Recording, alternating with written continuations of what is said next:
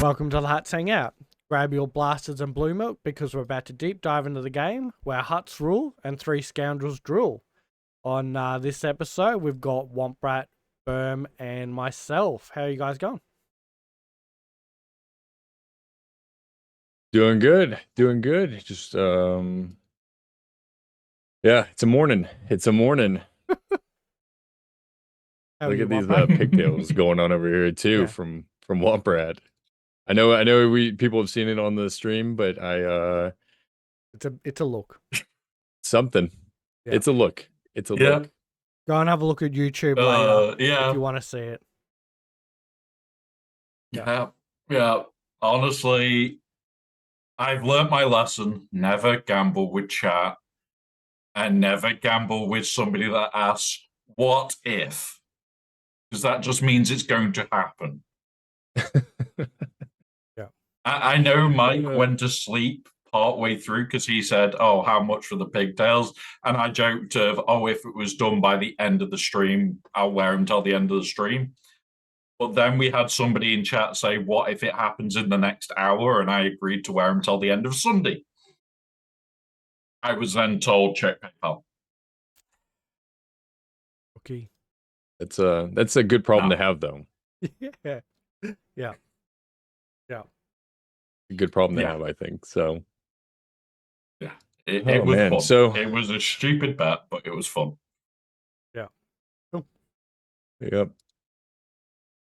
Yeah, how are you doing, Mike? I'm good. It's Saturday night. I'm here again and looking forward to some SWGoH chat, and we have quite a bit to go through. I think you're gonna kick us off tonight, aren't you? Yeah. So let's go ahead and hop into some updates. We got a Forlom kit, Stranger kit, the additive drops that everybody's been seeing. Brutus was added to Fleet 2A. JMMW additional event is happening on 10/28. What is that? It's 10 days for some of us, 9 days for others. Balin Skull permanent on 10/28. And then we've got bugs and adjustments. An archaic faction of warriors thought they could escape the clutches of Lord Veda and his dark side clone trooper allies. They were wrong.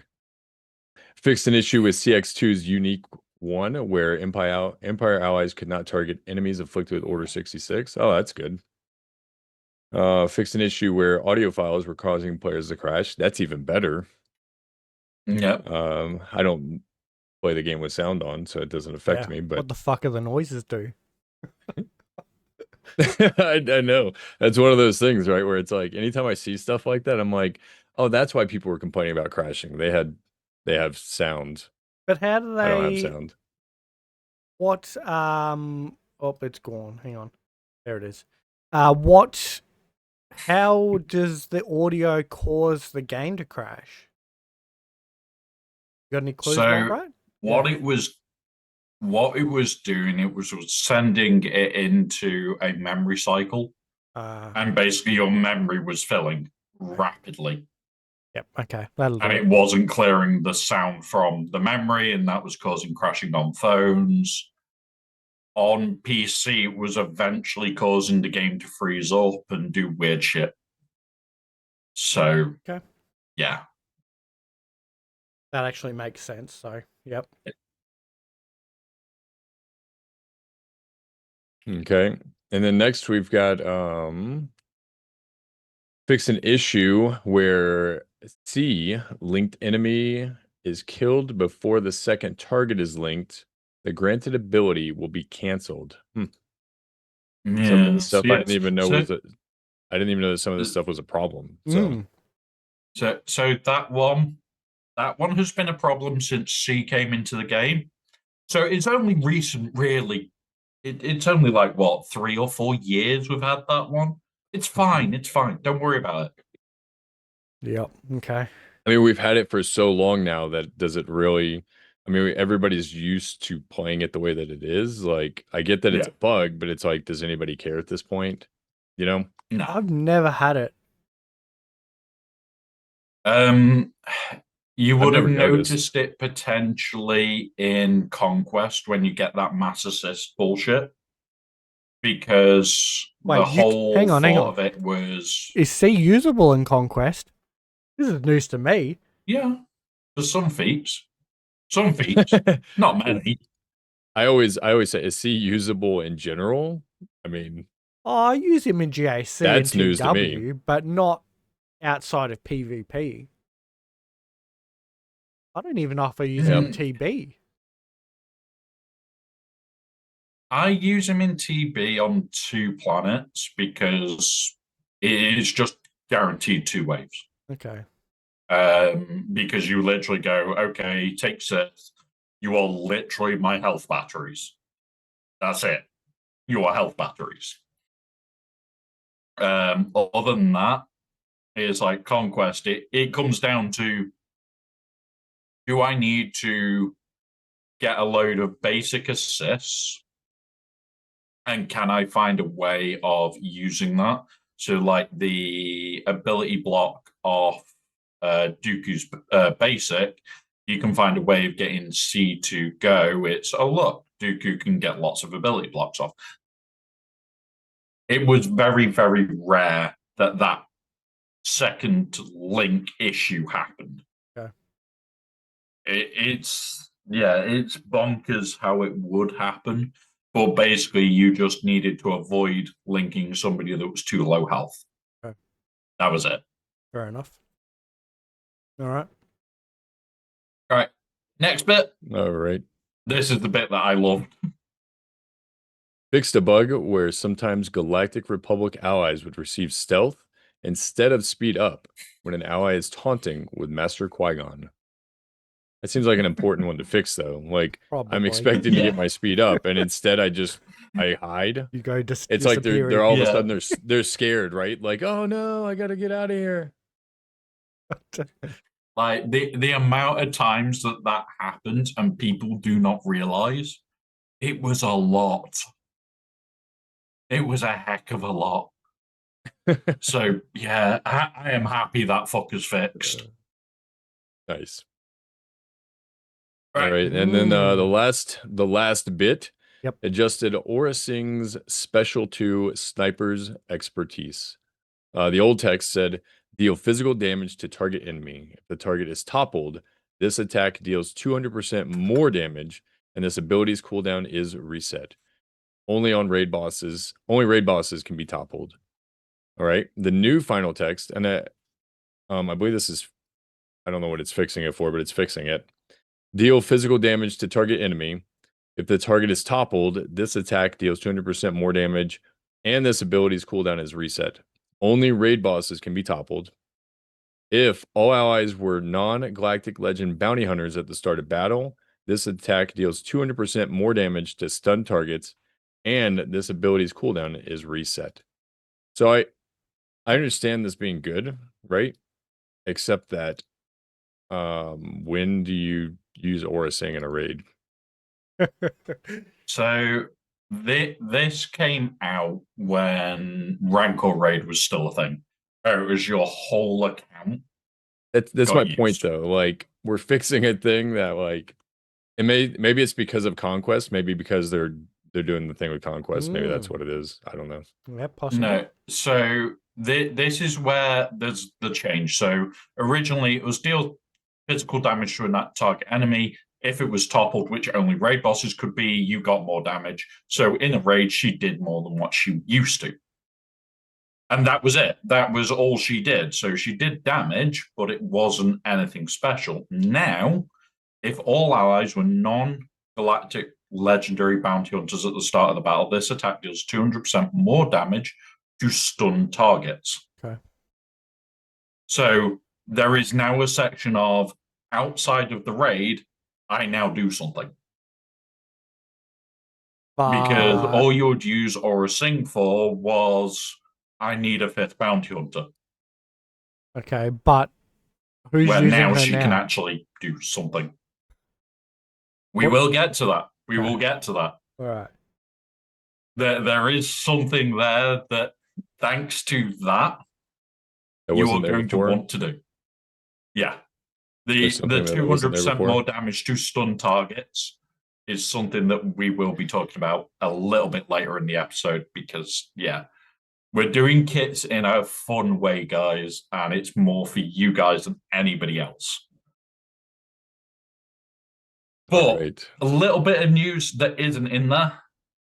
We've got the you've already said about the additive drops, Oh, did yes. you? Yes, we've already Yeah. said I about mentioned those. it. We didn't talk about it, but I did mention it. Yeah. We'll talk about those quickly. If you are needing the shards, the drop rate seems to be good. Seems to be pretty damn good, to be honest. Some people are reporting that it's like close to 40%, which is like, holy shit, that is great. However, if you don't need the shards, it's utter shit drop rates. Not great. Yeah. That's the easy way of explaining it. Yeah. Like, I did it on stream. I spent like 300 plus energy and got 0. So it's like, okay, 36 pulls, getting 0 of it. Yeah, okay. That's fine, CG. That's fine. Just give me something. I'll be happy. I won't bitch at you too much. But yeah, it's very hit miss. Very hit miss. But other than that, I mean, yeah. The thing to remember is that it's free stuff for the people who've got, was it Malachos and Trench? Is it Trench? Yeah. Yeah. So if you've Trench. like me who've got them, I'll take, even if it, like, I think I've gotten 3 of the signal data. That's still 3 more than I had. I can't complain. I didn't ask for them. Yeah. They just gave them to me. So yeah, I'm happy with it. And like, me and you are in the position, and I don't know if one of your accounts is there yet, but I know you'll get there, where everything in your account is no longer needing gear, it's just relics. So it's that moment of, oh, what node am I actually going to farm? Well, 7B Lightside, because that's signal data maps, and that's it. You don't care. So when they say, oh yeah, you can have Chirotech or signal data, okay, well, you put it on light side for me to get signal data, so I'm going to press the signal data button every day, and that's it. I don't care. So one of those. They've put it the right way around for most high-end players. I normally would do hard 9C dark side, I think it is. So this is like the wrong way for me because I think it's Chirotech, I think, is the dark side one. So I've had to go to the like light side, and I'm like, well, what do I do it on? So I've just been doing Chirotech anyway. So I'm kind of like 7B. Yeah, whatever. Yeah. So it is the Chirotech node because you get parts for the Bronzium wiring. So literally you just spam that node and get parts for Bronzium wiring, and you're getting free signal data. Okay. Yeah. Like I said, it's the node free. I do every day. So, you know, it is what it is, but yeah. Can't complain. Yep. I'm not complaining. Yeah. Well, my only complaint. Go on. Go on. You're turning into Bones here. Yeah, I don't have any complaints. He's got the account, so you know it's one step closer. You know, I have to. Yeah. I mean, I've already. It's funny actually because you were talking about like not gearing characters, and when I look through the account, every time I go look through the account, I'm like, why don't I have this? Why don't I have this other thing? Why is this character not relic? Like some of these characters are important and they're still low gear. I don't understand. And then I ask Bones, and he's like, oh yeah, those characters don't matter. And I'm like, are you sure? Because I like specifically wanted to go click on them, and they weren't there because I needed them. Yeah. So yeah. So just to give another heads up, there is a tiny bit of other news. Is there? The team will be testing a new tool over the next week or so. You may see an inbox message that seems kind of strange. You'll most likely have 1 credit attached to it. We'll update this message when the testing is complete. There is no update yet, but okay. I'm hoping I just get like a message in my inbox saying something strange like the word fish or the word potato. Just something completely goddamn random. And that's it. What do you reckon they're testing? I think it's going to be a way of giving rewards easier. Because when you think the inbox tool is great, but imagine if we could have the shit that we do on the web store without having to reset. Or they can do the rewards for like when they've done conquest events where we've had to, as a community, do X, Y, and Z, then go, oh, they've completed it, click send, and it's sent on Monday afternoon to them. Like a couple of hours after conquest. Oh yeah, they made it, send. Maybe. I hope that is what they're working on. Hey, did we ever get the last sort of conquest thing? You know, the milestone? Yes, we did. Did we? We did. I missed. Yeah. It was right before the start of Conquest. And it was like, Okay, God damn, that's a stupid time to play. Give it. Yeah. Utterly stupid time to give it. I completely forgot about it. And then now you're talking about it, I'm like, oh, maybe we didn't get it. Yeah. Yeah, we got it because I remember it being, oh, look, we're getting datacrons. Oh, look, I've got no space. I can't claim it at all because I had no space for all 2 datacrons, I think it was.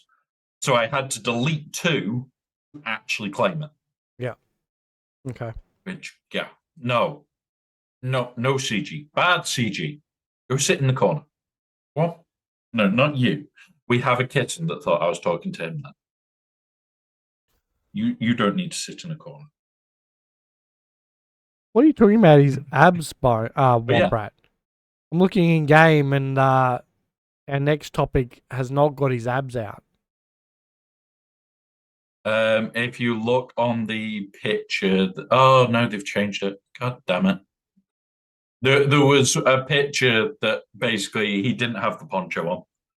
Okay. So it was the too revealing for Ali, so she had to get it changed. I don't know. Could well have been. So for those that don't know, we're now going on to the Conquest character. Next week, guys, we're going to cover Conquest feats, a couple of cheeses that we're already working on, because holy shit, there is good, bad, and indifferent news. There should be limited news next week so we can actually work our way through the feats properly, and we'll have infographics for you guys there and then that we can basically assist you with. It's also a little bit closer to Conquest because we've got at least a week and a bit. So we'll cover Conquest and the feats all next week. Yeah. Maybe. Cool. Yeah. I've got a great week ahead of me. Yeah. Yeah. All right. Let's bring it up. So, the Stranger. Now Wait, Bones wants us to make a joke here, and we're not going to. We're going to be good. Aren't you going to do Forlom? Or are you more interested in... We do Forlom after the Stranger. No, yeah, but don't you want to read... Are you going to read Forlom or are you going to read the Stranger? Oh, I want to do Forlom. 100%. Right. I want to do Forlom. You want to do... I have found so many little broken combinations with Forlom. Okay. All right. Do you want me to read this one, Berm, or you want to read the Stranger? Because you're keen on him. Yeah, I could read it. Okay. Yeah. So the way that we're going to go through this is we'll do the leadership, we do the uniques, and then we talk about the attacks. The reason we're doing this is so that we can give you a better understanding of some of the bullshit this one will do, and some more of the bullshit of other ones. because there is going to be things where you're going to pull other characters in that is going to break some of these kits. So, the Berm, take it away on the key attributes and the lovely inspiration that gave us, a character none of us particularly were expecting, and we'll go from there. Well, not expecting, but happy for. Even if you're not happy, you will be once you unlock him. So, oh yeah. Key attributes: each active ability has the opportunity to instantly defeat an opponent. Cortosis armor provides a potent effect that enemies should avoid. Grand Arena Omicrons provide the stranger and his acolytes with significant action economy. Okay. Yep. Inspiration was watching Chimera himself as Sith while systematically dismantling a group of Jedi was such a fantastic moment. We knew we needed to add it to the game. Okay. Yeah. I mean, that was a pretty amazing scene, honestly. So we had this if you guys haven't last seen it, week, right, about whether they were qualified Jedi or not. yeah. Yeah. Yeah. So, go back and listen if you want to see Wombrat basically say the Jedi and the Acolyte were shitty Jedi. Yeah. They definitely were. We'll go with that. Yeah. Mike agrees now. He said it. He said it, guys. All right, let's see. The stranger was looking for a pupil, an acolyte. So this led to him having him lead the team with the most powerful apprentice, Star Killer, alongside other strong students like Barris Offie. I think that's how you say it. Visa Mar and Redacted. So I know I've said it before, but Redacted, what does that mean? Like, who are we getting a new character? I feel like that's a new character incoming, right? New character. Yeah, it's got to be. We are getting a brand new character. A lot of people have realized that is likely the twins. That is going to be. So are we getting one character or are we getting two characters that are the twins? So I've already said that I would love it if we got one character that when it came in, it gave us both. So we had both the light side and dark side twin there and then. Whether we get that is the question. We might get something else. We don't know yet. What if we get one? Well, you've watched the show. If we were gonna get one, and which one would you rather get? It would have to be the one who turns. I think. I would need. I don't remember their names. Yeah, would need the dark side one for the Star Killer team. Okay. Well, one was so they like flipped. Either. I mean, yeah. So it was Osha and May, and Osha was the good one. May was the bad one, supposedly throughout the show. And then they at the end, like Osha went dark, and May was like, "No, I'm a good guy." I think it's the one who turned is the one who'll end up on the team. But in saying that, what's there's no guarantee that both of them come and Visa Mar gets pissed off. I'm going to be honest. You're not going to use Barris even with this team. We're going to talk about why, because the action economy shit that it says above, there's a better character just from reading the kit give you even more action economy than Barris. Barris gives you survivability, but there are other characters that give you action economy. That's what I was going to mention. Yeah, that it's the survivability that Barris is really offering that I'm not sure that you're going to need. Yeah. I agree. The Barris is offering. The power of Cortosis through his helmet, and by the way, I love Cortosis. After I saw this show, the power of Cortosis through his helmet and gauntlet are represented in the new buff that reactively dismantles the enemy as they attack the stranger. His ability names an acolyte destroys the dream, and was that its name? Are direct quotes from the stranger in the acolyte. Peace is a lie from the Sith code, and also alluded to in the show. Yep. Let's see. Strategy tips. Bring in the appropriate team comp to fully unlock the stranger's power. Utilize active abilities to increase the stranger's stats. The stranger has a potential for significant speed and turns. That's an understatement. So you can punish those slower opponents. It says mod mod speed, mod sets of speed and crit chance. We can go over what we think about that later on, I think. Yeah. Let's see. But, Frequently asked, do you have something, Womp? so my main thing here is they've been pretty right with the last few mod sets and saying, oh yeah, you need these mods and these mods. This one and the one before have been significantly off with the secondary choice.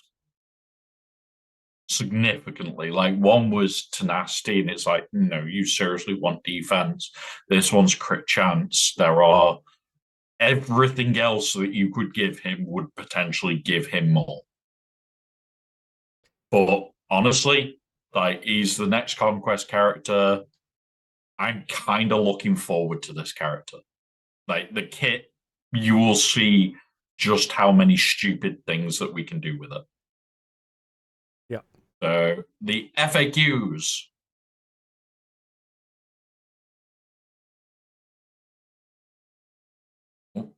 He's Are muted. you there, Ben? Yep. Press the Thank you. button. How do I unlock the stranger? Conquest. Why is there a reference to Fracture in his kit? I mean, Stranger is taking Emperor Palpatine's spot in Starkiller Squad, so there must be someone else coming to slot where Mara Jade used to be. Okay. Yep. Which, yeah. We know it's a How does dark the- side Force user. Yes, I mean, it has to be, right, if it's replacing Mara Jade. So. Yeah.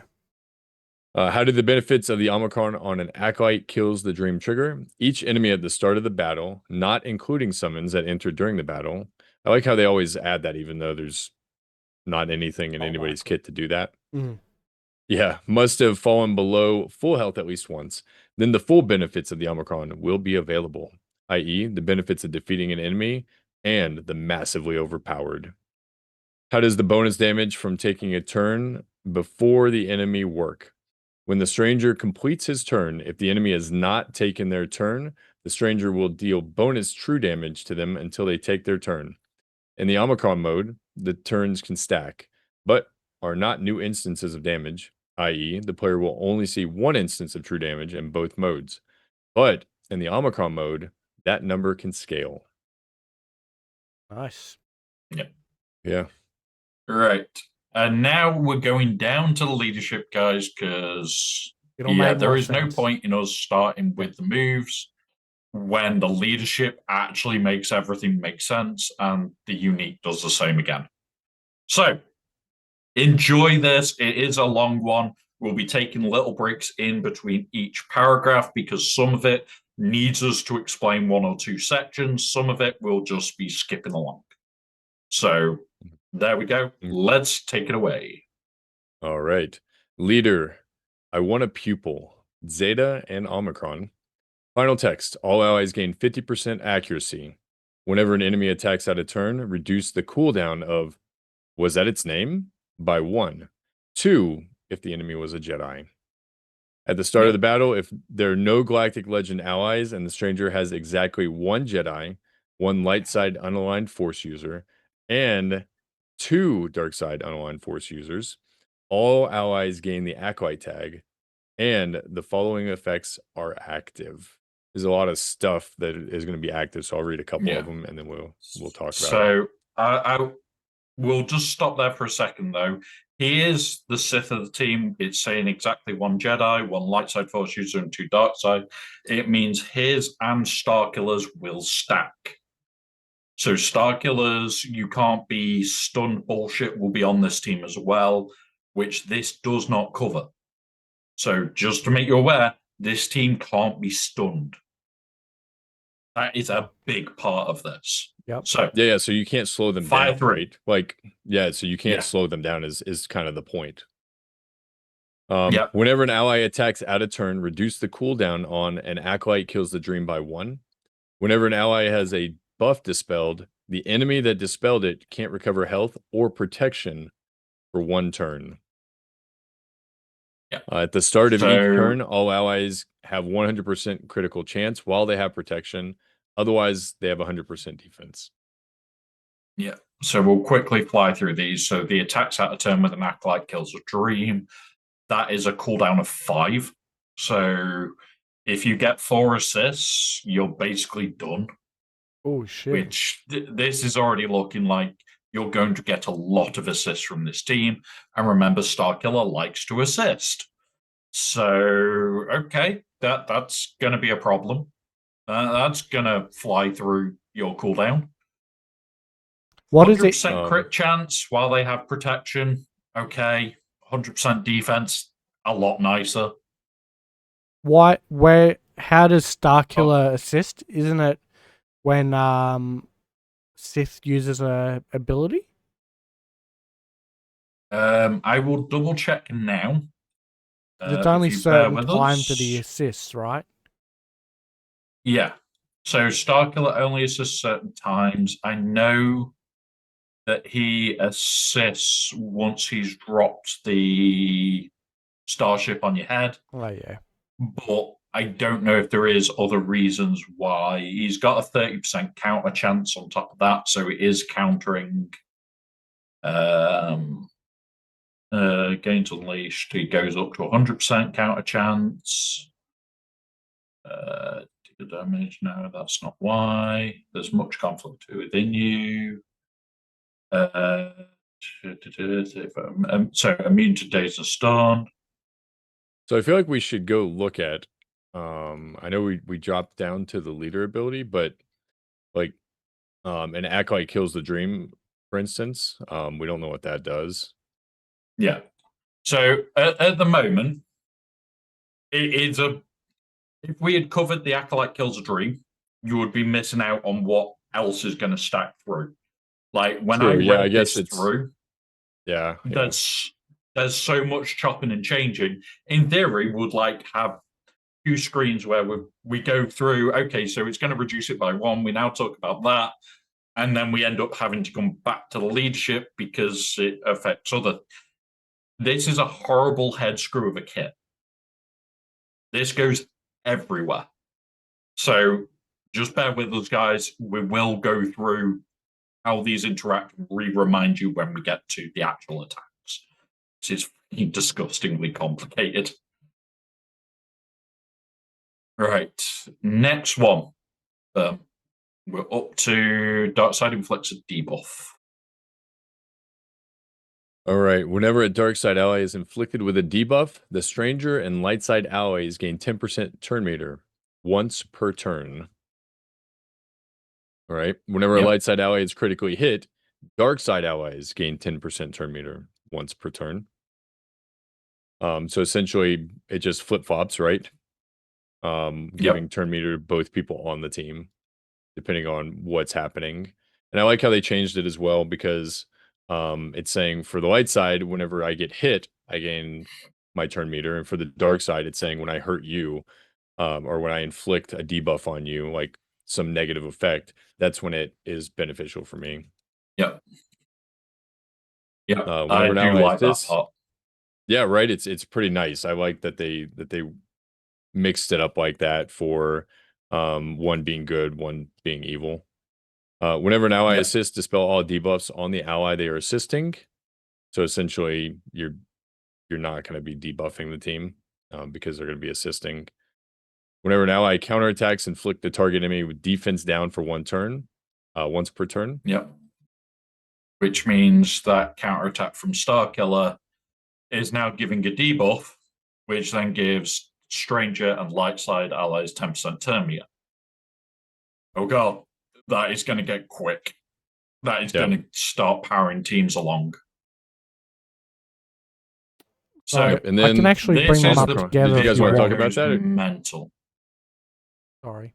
Oh no, don't, Mike. It is a horrible, horrible kit. Even like I had it open on 3 different tabs to actually work out the combinations, and my head just went, no, I'm not doing this shit.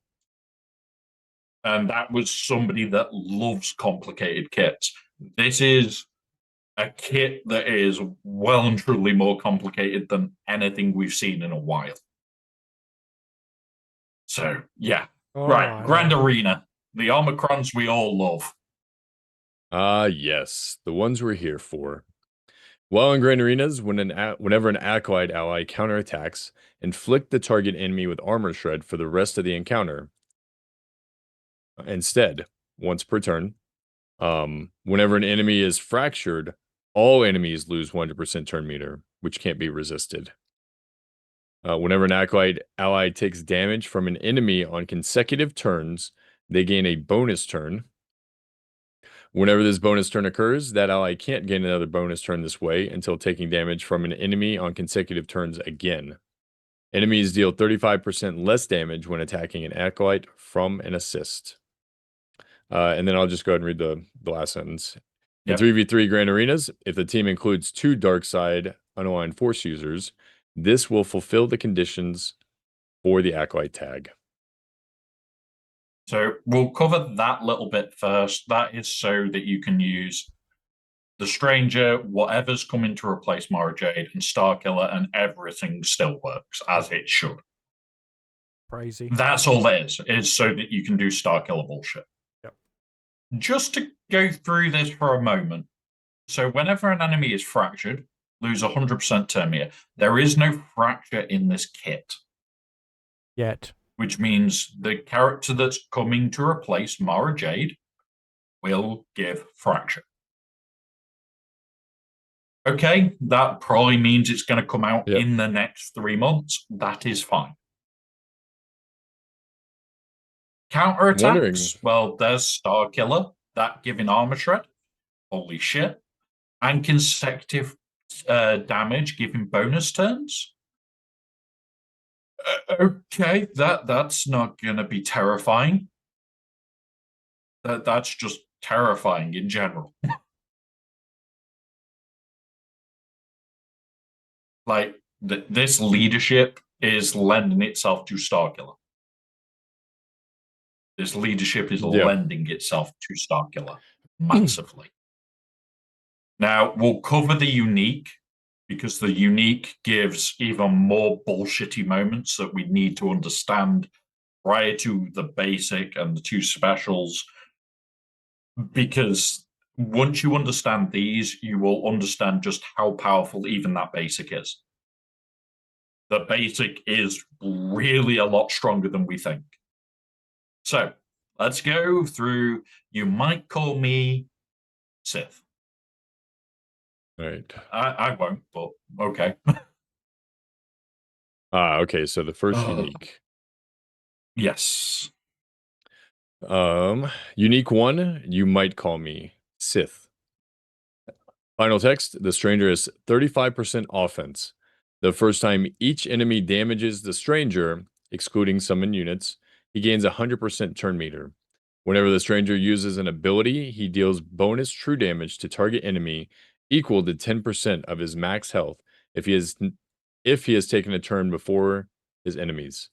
This bonus damage value is reset on each enemy whenever they start their turn. Whenever the Stranger uses a special ability, he calls himself to assist and gains Cortosis armor, which can't be copied, for 1 turn or until he's damaged by an enemy ability, which can't be copied.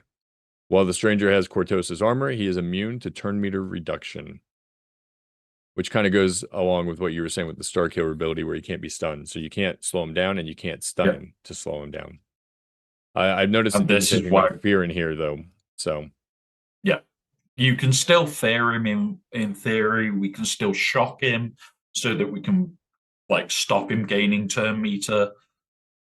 And it is gain turn meter. It's not take a bonus turn, not like his leadership is.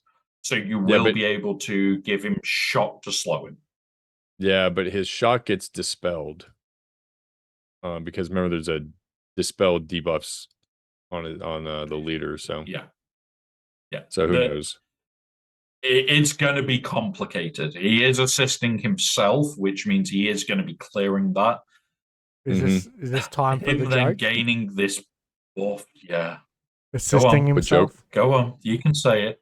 Yes, that was a good. Yes. With the Stranger. AKA the Stranger. Yes. But honestly, the amount of potential turns this could give You may end up losing units before they even take a go. Hang on. I've just had a DM from Essex, and he's just said, "Why does Wampa look like the Muppet?" Oh, Could you God. could you tell Essex to get 50,000 more points in the raid, please? Essex? Oh, yeah, I'll not DM him. Tell him we need 50,000 points sorry. and we've got 6 minutes. Hello, Essex. Welcome, buddy. And yes, yes, I agree. I do look like that. And go back to the start. You'll find out why. I made a bet with chat.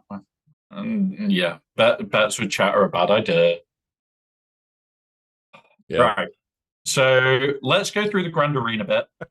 This is a lot to take in. A hell of a lot. All right. So this is the Omicron. While in Grand Arena, whenever an enemy attacks the stranger from an assist, the stranger gains a bonus turn. At the start of the encounter, the stranger can't have his speed reduced below his base speed for the rest of battle. The first time the stranger is reduced to 25% health, he equalizes his health and protection with the strongest enemy. Whenever the stranger uses an ability, he deals bonus true damage to target enemy equal to 10% of his max health for each turn he has taken before his enemies. This is stacking, which can't be evaded. This bonus damage value is reset on each enemy whenever they start their turn. Cortosis Armor. Just explaining what it is. If this character is damaged by an enemy ability while they have this effect, the enemy who damaged them loses all their protection and 25% speed for one turn. This does not stack with speed down. Yeah, if that had stacked with speed down, that would be pure disgust. So this kind of 25% negates speed loss is massive. Yeah, this kind of so before without the Omicron, right? If you do like a mass assist on him, he's it's froze. like yeah, Right. like you kind of you I froze? Yeah, you're frozen. You're back. Oh, I'm back. Okay. Oh man. Close that. There we go. Yeah, so with the assisting thing, right? I think they're kind of trying to counteract like just mass assisting him. Yeah. Because now you're reducing everybody, so I think that's the key is like there's a mass effect trigger. Like if you mass assisted on the stranger, he doesn't get that bonus turn. And now this is saying, okay, but if you do that while in Grand Arenas, you're gonna suffer. So yeah, it's gonna be helpful, but you're also gonna get penalized for it. Does he give it to anybody, or is it just purely for him? It is purely for him. This is you basically causing chain after chain of turns for him, which is kind of what we want from the leadership. This gets more and more bonkers. Doing it this way, you'd think, oh yeah, we've done all the complicated bit first. No, it gets worse. It really does, guys. Why I ask that is, remember in the TV show, doesn't he get one of the twins to try on the helmet? Yes, he does.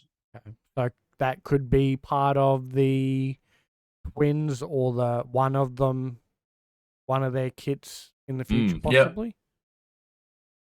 Yeah. Okay. Like the fact that his Cortosis armor, the fact that his Cortosis armor can't be copied or dispelled or replicated in any way that we can see so far is very unique. If that is the case, that they can potentially get it as well, that could just make this team horrible. And like my brain's already going into let's see how screwed up I can make this. Hey, if SLKR can have a helmet on and be holding one on the GAC board, this guy can get two, right? One for the twin, one for him. Right? Rarest metal in Star Wars history, and Hey, I'm just saying he needs the second helmet in case he gets mad and smashes the first one. So I mean, come on, guys. Obviously, he needs that. That is canon. Yep. So let's go to You're- the basic. The basic is where we start getting the headaches. Yeah, okay. Okay. His Oh, basic is God. called Peace is a Lie. Obviously from the Sith Sith code. code. Final text. Deal physical damage to target enemy and dispel all debuffs on the stranger. During his turn, gain 50 speed the first time this ability is used, and 1 speed plus 1 per relic amplifier level, max of 10. Obviously, they're a nod to the fact that they're adding relic 10. Each subsequent use, stacking for a max of 50 triggers for the rest of battle. And alert for 1 turn, which can't be copied. During his turn, if the stranger has 250 speed more than the target enemy, instantly defeat the target enemy once per battle, which can't be evaded. Yeah. So So I don't know if you have the math, Womprat, on what his speed essentially can get up to without knowing. I can find out what his base speed is now. That was we hit that. Well, I looked that up and I thought they were all that. 110, but I guess everything else is dependent No. on the gear. 174 at max gear. So you're looking 190 with a very high end speed set. So you're looking over 360. So you're looking at 460 if he gets maxed. That is some serious speed. That is bordering on GL. Potentially, he's got the ability to get into GL country. So Nice. 250 speed more than somebody is doable. Like, you are going to want to stack ridiculous speed on him. The other thing to notice here is dispel all debuffs on him from his basic. And he's then assisting himself because of his unique. And because he dispelled debuffs on himself, he's getting something from the leadership. Holy shit, this is already, okay, back round we go, round and around in circles, which is why we wanted to do it this way, to try and explain the craziness of this. You are going to end up. Go ahead. You're going to end up. This goes back to the shock thing. Sorry, this goes back to the shock thing where, like, even if you shock him, it doesn't matter because he just assisted himself anyways. And so that did his basic attack, which dispelled the shock that you just put on him. Yeah. We need to see how this all works in practice is the big thing. Remember, we've seen some amazing kits over the time. They've come into game and they've not worked as stated. I'm really hoping this one works. Yeah, I mean, there's still some mechanics. Yeah, there's still mechanics that nullify this, right? Like we were talking about with fear. I'm pretty sure doubt might as well, stuff like that. So yeah, it's going to be weirder counters. Afra. But that basic alone is incredible. Like, there is nothing you can say about it, and people are there going to say, oh, well, it's only going to be, like, say you've got him at relic 7, we'll say 7 is the easy one. It's actually 8 speed you're getting from the way it's been worded. You gain the extra 1 and plus 1 per relic amplifier level to a max of 10. So if you take him to relic 10, he's going to be within 5 turns, he's going to be at the maximum speed. And remember, this is on a basic, which, say you do his basic, he then assists off his basic, he gains 22 speed. Yeah. Because he's assisted. Remember, this is the basic assist. So his speed is going to fly up. Yeah, you really just And need the him to take the first turn. Yeah. You need him to take the first turn. So if he takes the first turn, it might be game over. Yeah. Yeah. The big one for this is if we get the 25% bonus turn meter on Datacrons for Darkside, that will be massive for him. He will be skipping ahead of GLs to be going first. And then he's going to add the 100 speed that then puts him potentially in GL speed territory, which means you're no longer catching him. You're not going to be getting the loops on him that you need. Yeah, this is one of those going to be characters. Interesting. How much speed do you reckon he can get to? I know the biggest speeds are 190, so 190. Somebody with some quick math the other day said like 800 and something. Okay, yeah. That's what I'm thinking. It can't be 800 and something. It's like 460. Oh, can't he Really? get 50 I don't- by yeah, I don't 11? remember. If he's at relic 10, he can trigger the basic 50 times, which is 11 speed per time, which that by itself is 550, plus the initial 50 gets you to 600 just in that. Oh yeah, shit. Without So actually, any it sounds like mods. it can go up to 50 about triggers. 900. Yeah. Almost Oh, 900. hang So on, you got- hang on. You got I 600 will plus quickly- 174, so he's 774 without buffs. 914 speed, in theory, is the max.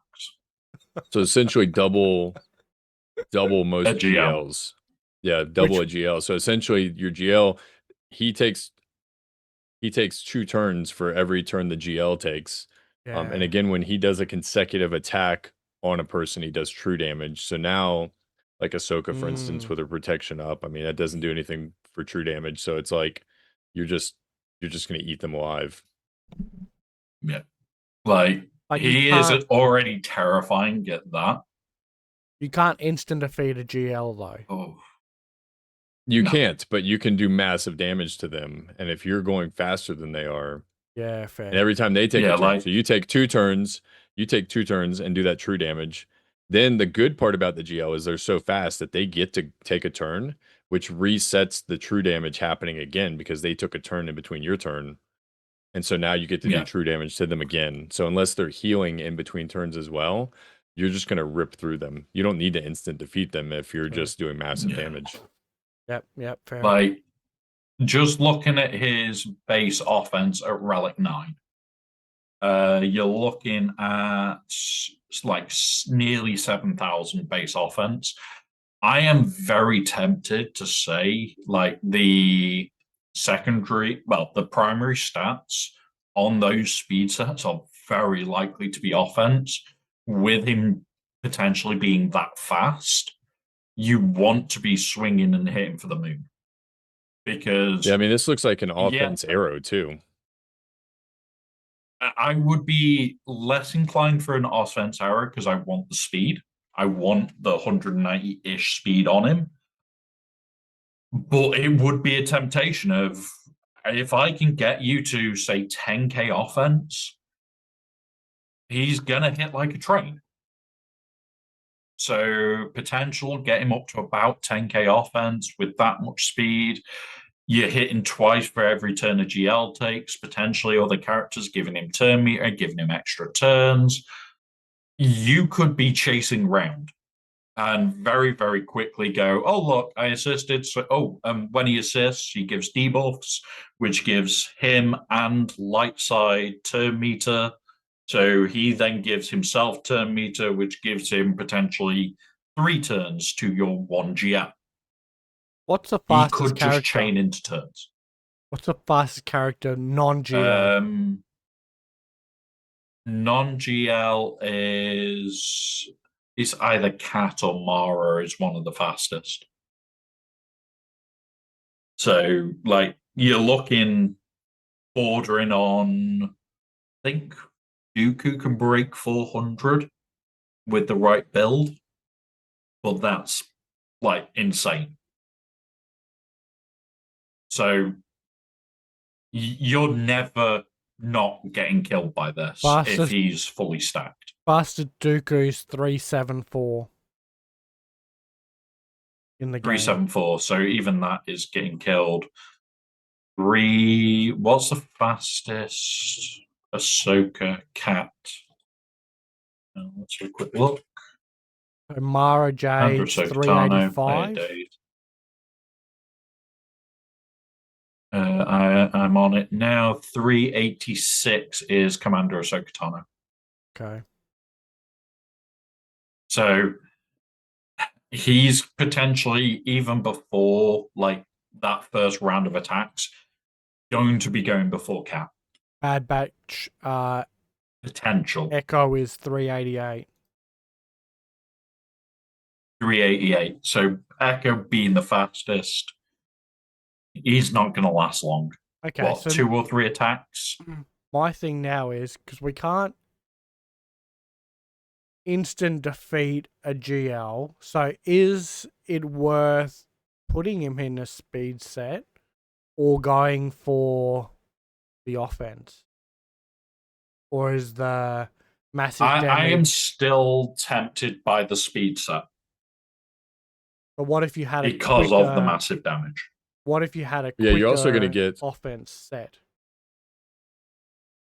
I mean, you're not going to get the bonus from the speed set though. So I mean, that's a tough sell for me because like Womprat was saying, you want to you're ramping your damage anyways when you're by ramping your Yeah. speed.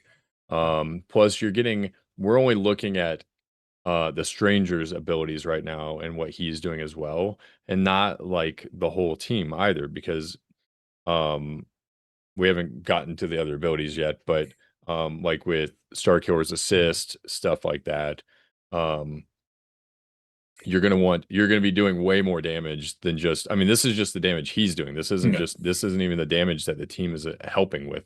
So, Okay. Yeah, and it's like, although yes, you'll go to massive damage against GLs. If you're doing 2 or potentially 3 instances of massive damage back to a GL, chances are that GL falls over.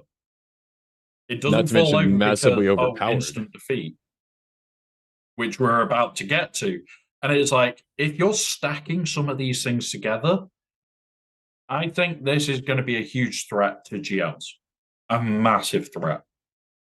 It's making a Starkiller team again. It's that moment of, I've only used Starkiller with Seer for a long time now. And I miss doing Palp, Mara, Starkiller. Yeah.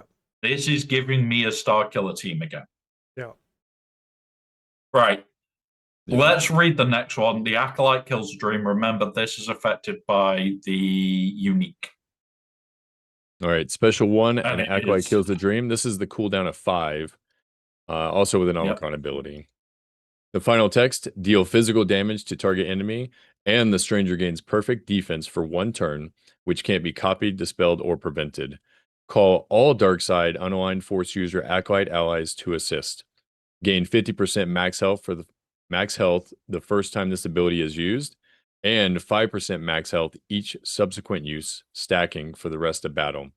Inflict all enemies with tenacity down for 2 turns, and all enemies with less than full health are exposed for 1 turn. If there is only 1 enemy remaining, the dark side Ufu acolytes instantly defeat target enemy on assist once per battle, which can't be evaded. Okay. And then the Omicron. While in grand arenas, and if all allies are acolyte, if all enemies have fallen below 100% health at least once this encounter, the stranger gains massively overpowered for 1 turn, which can't be copied, dispelled, or prevented. If this ability defeats an enemy, revive all Acolyte allies. Then all Acolyte allies recover full health and protection. Yeah. So my exact thoughts when reading this, half asleep, was what the actual fuck? Why do we need Visa's Marvin? He's stacking health. We don't. Why do we need what? Visa's Mar for the revive. We literally do not. I think So- Visas is there for the revive in case something wonky happens so that you can revive your team halfway through or something. Because this is more of like a Yeah. game ending like banner recoup than it is anything. Whereas Visa is getting you to the point where you can get to this stage. Yeah. Like, the first part for me that stands out, number one, you're calling everybody to assist, which means you're knocking his cooldown of these down to 0. So if he does Acolyte Kills a Dream, he's going to do Acolyte Kills a Dream straight after. This is a never ending, unless you can stun them or prevent them from doing counterattacks. So shock is the only way, or doing, is it shock or the other one? Because you can't daze them, you can't stun them because of Starkiller. Yep. So these attacks are going to come in thick and fast. The first time he uses the ability 50% gain on his max health, you're probably going to want to open with this. Perfect defense is the thing from Ahsoka, which is just disgusting when it works.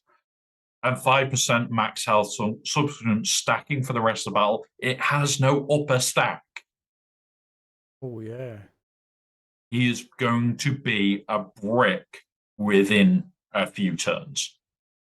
You fighting this guy is going to be kill him fast, or you're just not going to. That's it. It's kill him fast, or you're just never killing him. He will get too big. Yeah, I was thinking about like fear teams, right? Because obviously that's going to be like a good way to counter him. Yep. But then thinking about that, nobody's fast enough. I was thinking like a Darth Revan, maybe to counter him, but he's not going to be fast enough. Yeah. To do anything to him. Yeah. So my initial thoughts here as well is it's the next bit that gets dangerous. If there's only one enemy remaining, Dark Side Online Force users instantly defeat an enemy on an assist. So well, they assist every time you attack. Yeah. And every time you use this, it's a mass assist. So you're fucked. Like, you can't afford to go down to like just Bane. Bane is not going to handle this team. Ooh. Oh, Bane can't beat this team at all. Bane No. cannot beat this team. He can't. It's not possible, because as soon as his unless he kills everybody on the team, because obviously the stranger isn't an unaligned force user, he's a Sith. So unless you've killed the people on the sides, like unless you've killed the rest of his team, which probably isn't going to happen by the time, because you need him. He needs to kill his buddy to gain the stats so that he can do it, so that he can kill you. And I mean, the odds are, or you could just, instead of like, if you're on offense, right, you just attack, instead of attacking Bane, you attack his buddy and then attack him, and now you win. Like that way there's no chance. Yeah. Bane, I don't think Bane beats us in any way, shape, or form. And the best bit is that if it does defeat, which that kill is going to be the defeat, so the insta-kill for the last enemy standing, all allies are revived at full health, full protection, which means this is the move you want to finish the fight on. You don't need Visa Smart, because you just revive all Acolyte allies, which is everybody in the team, unless you've had like somebody kill you off and make it no revive. You're coming back and just have full banners. Well, we assume that you're not coming back with the no revive, but as we saw with Hondo, he still revives even though they're not supposed to. Really? Yeah, that's a known bug, and there are circumstances where Hondo revives. Yeah. Okay. Yeah, I was gonna say, I was watching. Yeah, and he. Yeah, I wasn't sure if that was a new thing they were adding. So okay, that is a bug. No. Okay. No. It's like in Conquest, Visas Mar, regardless of what you kill with, Visas Mar can revive through it. Even if you like kill with Rage Whirlwind, is no, I can pull them back. You can kill with Mando's rifle. No, I'm coming back. You can also kill with Nihilus, and no, look, Visas Mar, you're annoying. Stop reviving fuckers, please. Maybe that's why she goes in the team. It's one of those. No, the reason you're not going to bother is that ability. Visas Mar, I would more want to put Baby Cal in this team for the healing to make this team even more goddamn annoying than it currently Yeah. will be. Yep, that could be fun. Like, there is the first bit. The second bit to this is the Jedi. Now, this is the perfect time to talk about said Jedi. You want Plo Koon. We've talked about the basic. We've talked about the second special. We haven't got to the third special yet, but this is a perfect time to explain why the fuck I am saying Plo Koon. I am a disgusting human being for working this out, and I am just finding him now. Number one, he's going to be Relic 8, so your Relic Delta is going to now be a very high T. Because you're looking at Baby Cow, which a lot of people have at 5 or higher. You're probably going to take him to 7 or 8. Plo Koon, if you've got JMK, is already at 8. 8. Starkiller should be 7 or 8. This team is going to be a big, chunky team. Plo Koon's Take Charge, his second special, is all allies gain defense up. Clone and Jedi allies gain 50% turn meter, and all other allies gain half of that. So everybody's now gaining 25% turn meter. There's not a lot to that until you start looking at everything else. Physical damage to a target enemy, dispel all debuffs on all buffs on them. This effect, if this effect dispels, Plo Koon gains defense up. He is a tank. He's going to take the hits for the stranger. He is chunky. You build him with health. His special hits all enemies with a 70% chance to inflict defense down. Just for a moment of maths here, before we look at the second special, you're doing less damage to him. If you build this for Relic Delta as well, you're potentially doing less damage to them. This is not going to be a comfortable team. This team is going to hit hard. You are going to want this team at Relic 7 or higher. And yeah, we'll get into the next bit, which kind of just sets you off. So yeah. Relic Delta. Sad to say. Yeah. That's why you need a R7. Yeah. All right. So the next one is Special 2. Yeah. Right? Yep. All right. Was that its name? Also a cooldown of 5. This one is a Zeta only. I would like to note, as a put in here, the first part of the GIF is the Special 2 animation because there are 2 different animations going on. I got confused watching it the first time, so. Final text, deal physical damage to target enemy, and the stranger gains retribution for 1 turn, which can't be dispelled or prevented. Stun the target enemy for 1 turn, and if all allies are Acolyte, stun the weakest enemy for 1 turn, which can't be evaded or resisted. Gain 50% defense pin for the first time this ability is used, and 5% defense pin for each subsequent use, stacking for the rest of the battle. There's no cap on that either, as you can see. This attack ignores protection. Yep. All other Acolyte allies gain 10% turn meter. If this ability is used a 3rd time against the same opponent in this encounter, then instantly defeat the target enemy once per battle, which can't be evaded. If this ability instantly defeats an enemy, all enemies are demoralized for 2 turns, which can't be copied, dispelled, evaded, or resisted. This is nuts. So let's break this down, and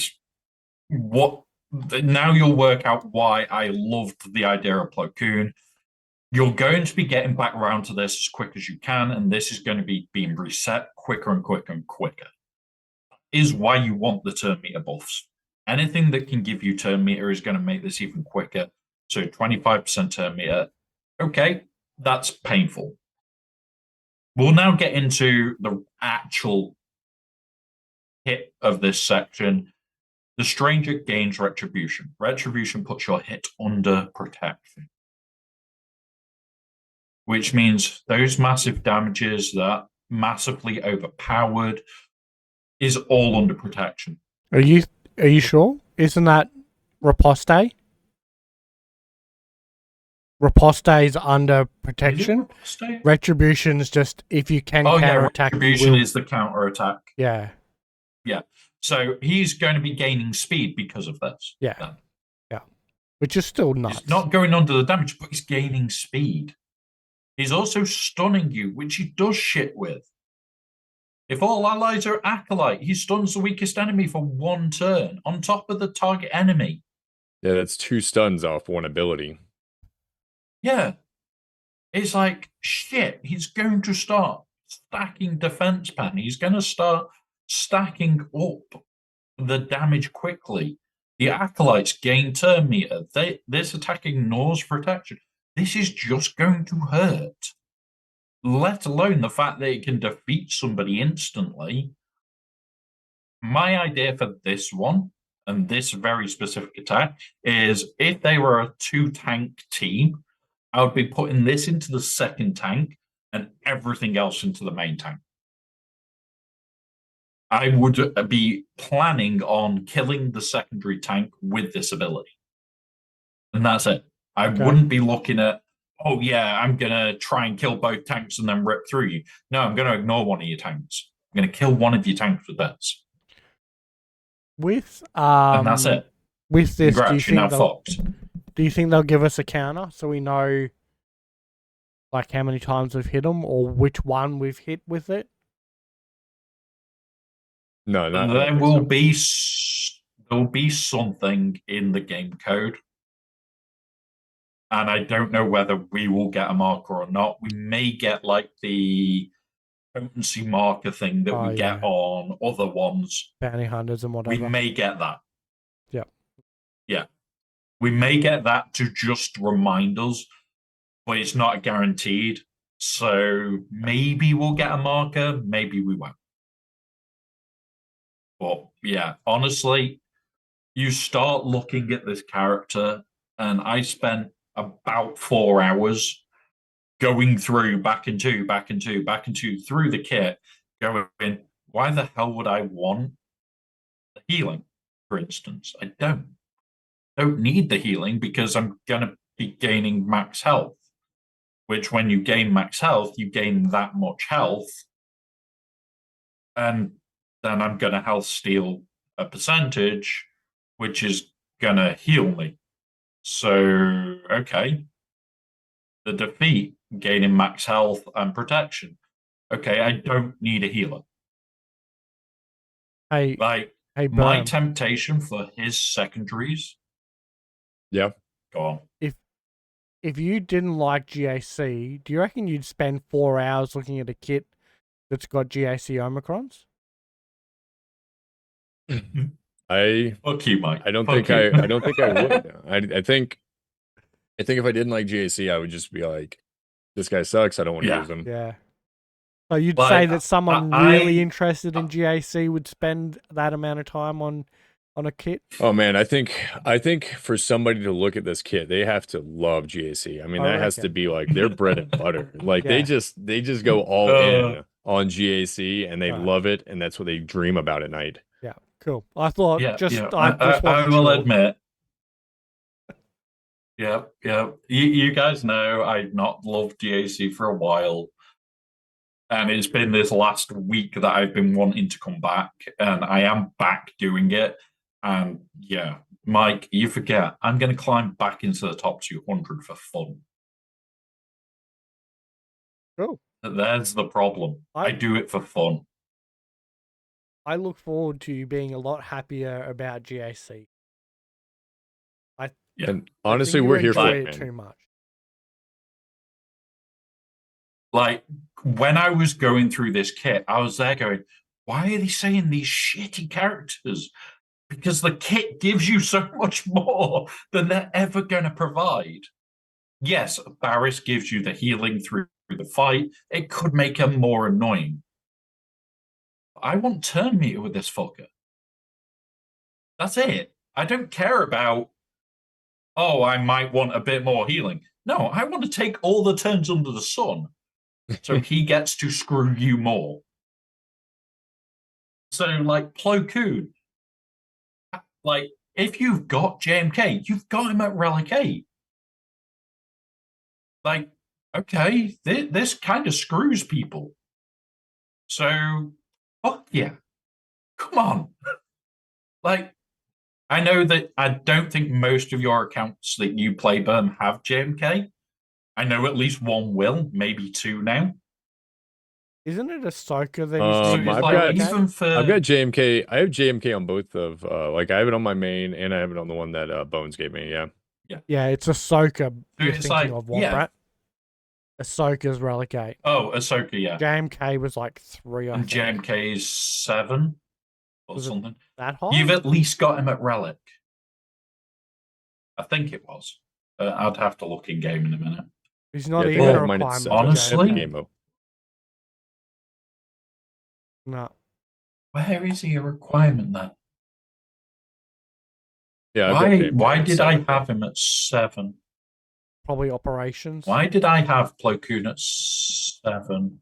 No, it is for a Galactic Legend. I know that much. So quick funny story though. I've got a bunch of R9s and not one of them is GL. I do have some Yep, GLs, but most of them are you get that. requirement characters that I've got. No, mine are like Bane. I took Bane to R9 as soon as I got him. Darth Revan, Darth Malak for the ship. I took Malgus to R9 as well because why not? Yep. I took Grievous to R9 because chat wanted me to. And I took and I did the DS clones for the raid. So yeah. Just a little tidbit of information. Like, I've got loads of stupid R9s and I will be getting them all back on the big account. So yeah. Yay, all the fun R9s, guys. Yay. But yeah, All right. honestly, this character Do I need so to do far, the vote? Is this worth us doing the vote? Is anybody say no to this? What is the vote? So basically, after we read I a kit, don't think right, this character's even worth the vote. we give the community 2 minutes to vote whether they think it's a good kit or not a good kit, and that 2 minutes is used for us to wrap up final thought. So we'll still do it for the final. Yeah, that thought. works. Because we got to move on to Yeah. Forlom Yes. because we spent so much time on that one. Yeah, we've spent an hour just on his kit. Yeah. I mean, that guy's the problem is it's just so much to read and go through. Yeah. Yeah, like that kit is absolutely mental, and we're about to go into a new kit that's substantially worse. And I love it. I love this kit, which is why I want to go through it because yeah, holy shit. I actually haven't gone through this, so I'm excited to go through this. I haven't looked at it at all. So Hey, do you know what this writing So means? screw Underneath, you guys. underneath Come on. I don't understand what that says. Come on. Come on, Mike. You know. No. Right. Let's get into it. We've got Forlom. He's a new bounty hunter. It's a droid. It's a leadership. It's support. It's dark side. What else did we expect for bounty hunters? Fuck all. Hang on. Key attributes. You missed the most important thing, I think, at the moment at least. Scoundrel tag. Yeah, he's a scoundrel. Yeah. Scoundrel. Which, okay, fair enough. New buff, corrupted translation, stacks up to 3 times, enables powerful lockdown effects. Inflict a variety of debuffs as well as other abilities, and synergizes well with heavy dark side bounty hunters, especially Zuckus. Yay, we've got a heavy dark side bounty hunter. I don't know what the heavy's going to be, but okay. I didn't know that he weighed a bit. We'll go with That that. means you can't pick him Inspiration. up. Right? Could be. You might not be able to pick him up at the bar. You never know. The inspiration I'm gonna skip through because we know that he's from the original films. Yeah, it's just strategy chips we can skip. This is something where I think we're probably gonna want defense on him instead of tenacity, but okay. Speed again. is going to be important here. He is coming on the 21st at 11 a.m., so the usual unlock time. No character required for Forlom except himself, but he will be required for the SWGoH event. So, okay, we've got no like GL or anything attached to him at the moment, so we haven't got a relic level. So, personally, I will be probably looking at relic 5 to relic 7. Anything above that, I'm not going to waste. But if you are a smaller account, you probably want to get him to at least relic 1 so you can use Datacrons with him, because you can guarantee the next round of Datacrons will have bounty hunters or scoundrels, and you will want it just for that. Depending on your account size, I'd say you don't even worry about doing anything other than unlocking this guy, honestly. Depending on your account size. I think when you've gone through it, if you've got Bossk unlocked and you've got the rest of the bounty hunters, so if you've literally gone for Executor, you will benefit from this character massively. Okay, cool. Like I said, I haven't looked at this, so part. That's good to know. Yeah. So, starting with the leadership, we've got, it's called Cold Calculations. It's bounty hunter allies have 50% potency and tenacity. Whenever a bounty hunter ally inflicts debuff, they recover 5% health. Whenever an enemy critically hits a bounty hunter ally, they recover 10% health and protection.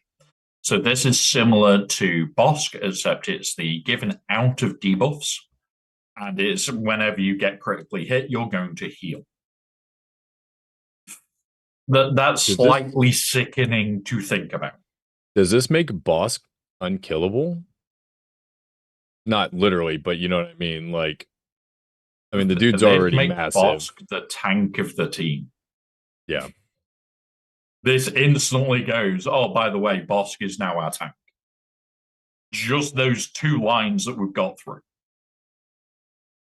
If there are no galactic legends, whenever an enemy gains bonus turn meter, bounty hunter allies gain 10% offense and potency, max 80%, and 5 speed until the end of the encounter. The usual way you beat the bounty hunters was, oh, by the way, I'm just going to turn meter loop you. Yeah.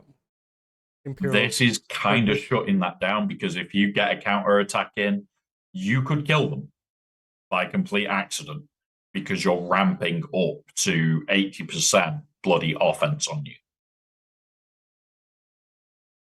But when Forlom is in the leader slot and not in the ally slot, the following contractors are active. Deal damage to with an attack to enemies with corrupted translation 20 times. Enemies must be debuffed with corrupted translation at the start of the attack to count towards progress. Only bounty hunter allies can contribute to this. This we will go through, but remember, Bossk has a mass assist. So doing 20 attacks to somebody, there is 5. Wraith is another 5. There is more to this character that we'll be going through. There is more to this character that we'll go through, and you may find you could trigger this bounty, this contract insanely quick. So all bounty hunter allies have their active payouts, which is usual. Bounty hunters receive their cooldowns are reset, and they gain 50% potency. He's not as good as Bossk's reward across the board, but it's still pretty damn nice. His unique is where this comes into his own.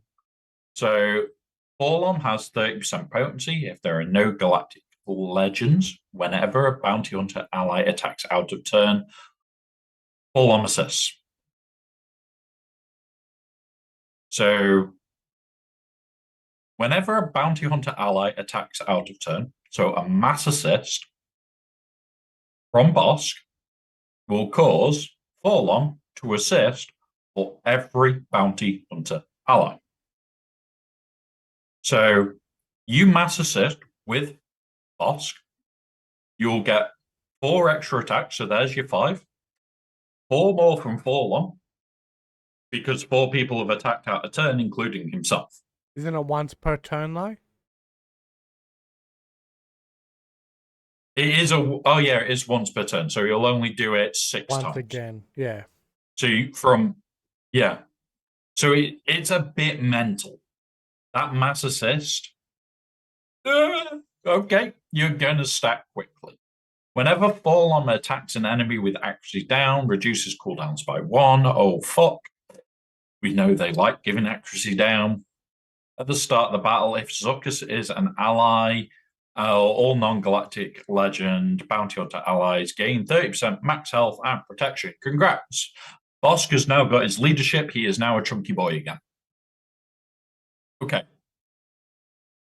Whenever an enemy with corrupted translation has a turn meter manipulated, Fall On gains 25% turn meter.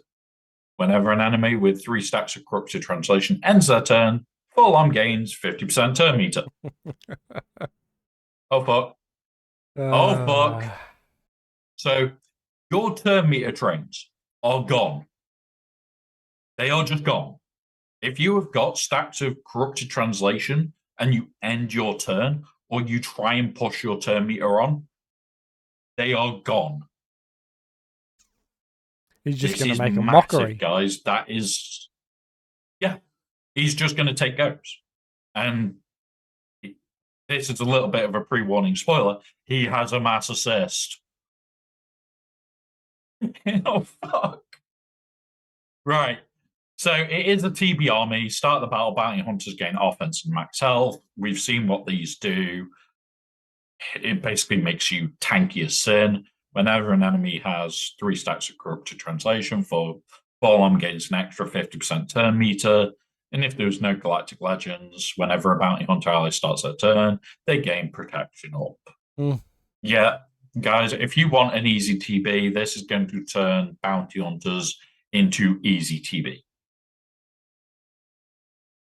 His contract payout, it's 100% potency until the end of the battle. Fall On uses translation.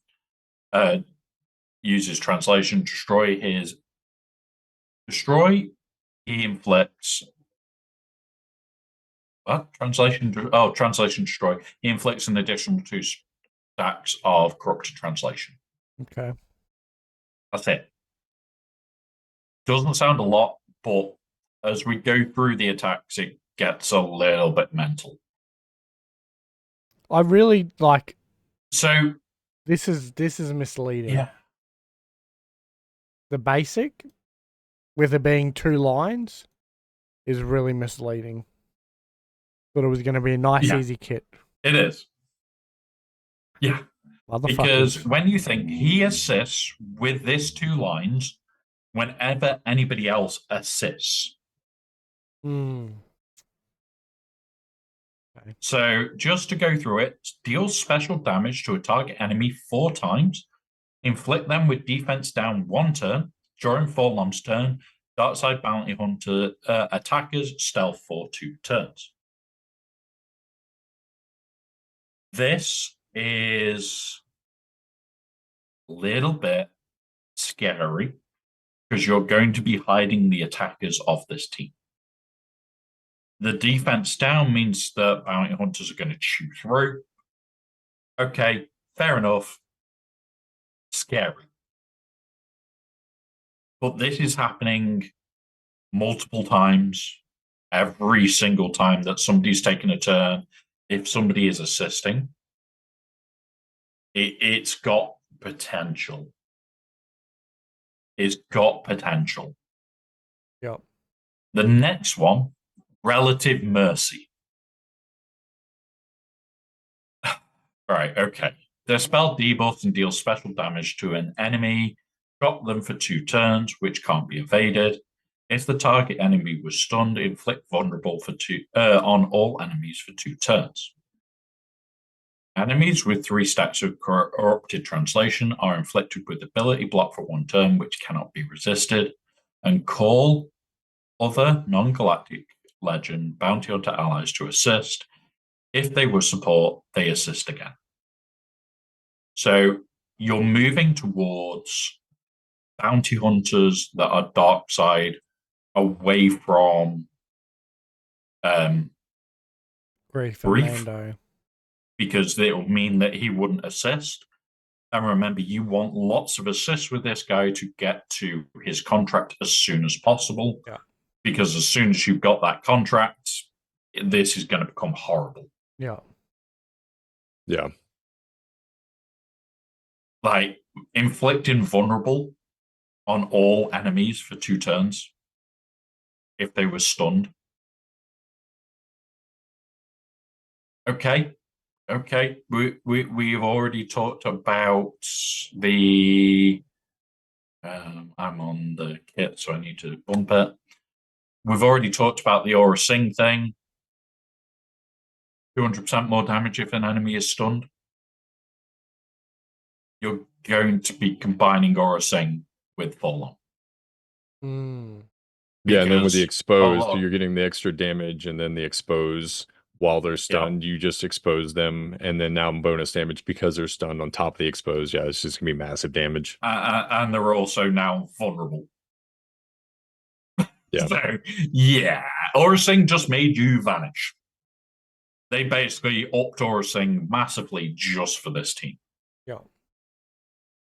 Translation Destroy. It is massive. It is a cooldown of 8. This is going to take a while to get through, but probably worth it more than I think. So dispel all debuffs on bounty hunter allies and recover 30% health and protection. Inflict all enemies with a stack of corrupted translation for 3 turns, which can't be copied, evaded, or resisted. Negative effects based on a cumulative number of stacks. 1 stack, receive true damage whenever an enemy deals critical damage. Deals a critical hit, you take it as true damage, which means there is no defense speed modifying your damage. It just goes straight through. That, from 1 stack, is incredible. 2 stacks, whenever a character starts their turn, the enemy team gains 10% turn meter. Now you'd think, oh, okay, that's giving your team turn meter. Whenever this character starts their turn, corrupted translation is on the enemy team. They're giving you turn meter for them starting the team. The whole team gets it. This is shutting down those turn meter trains. Yeah.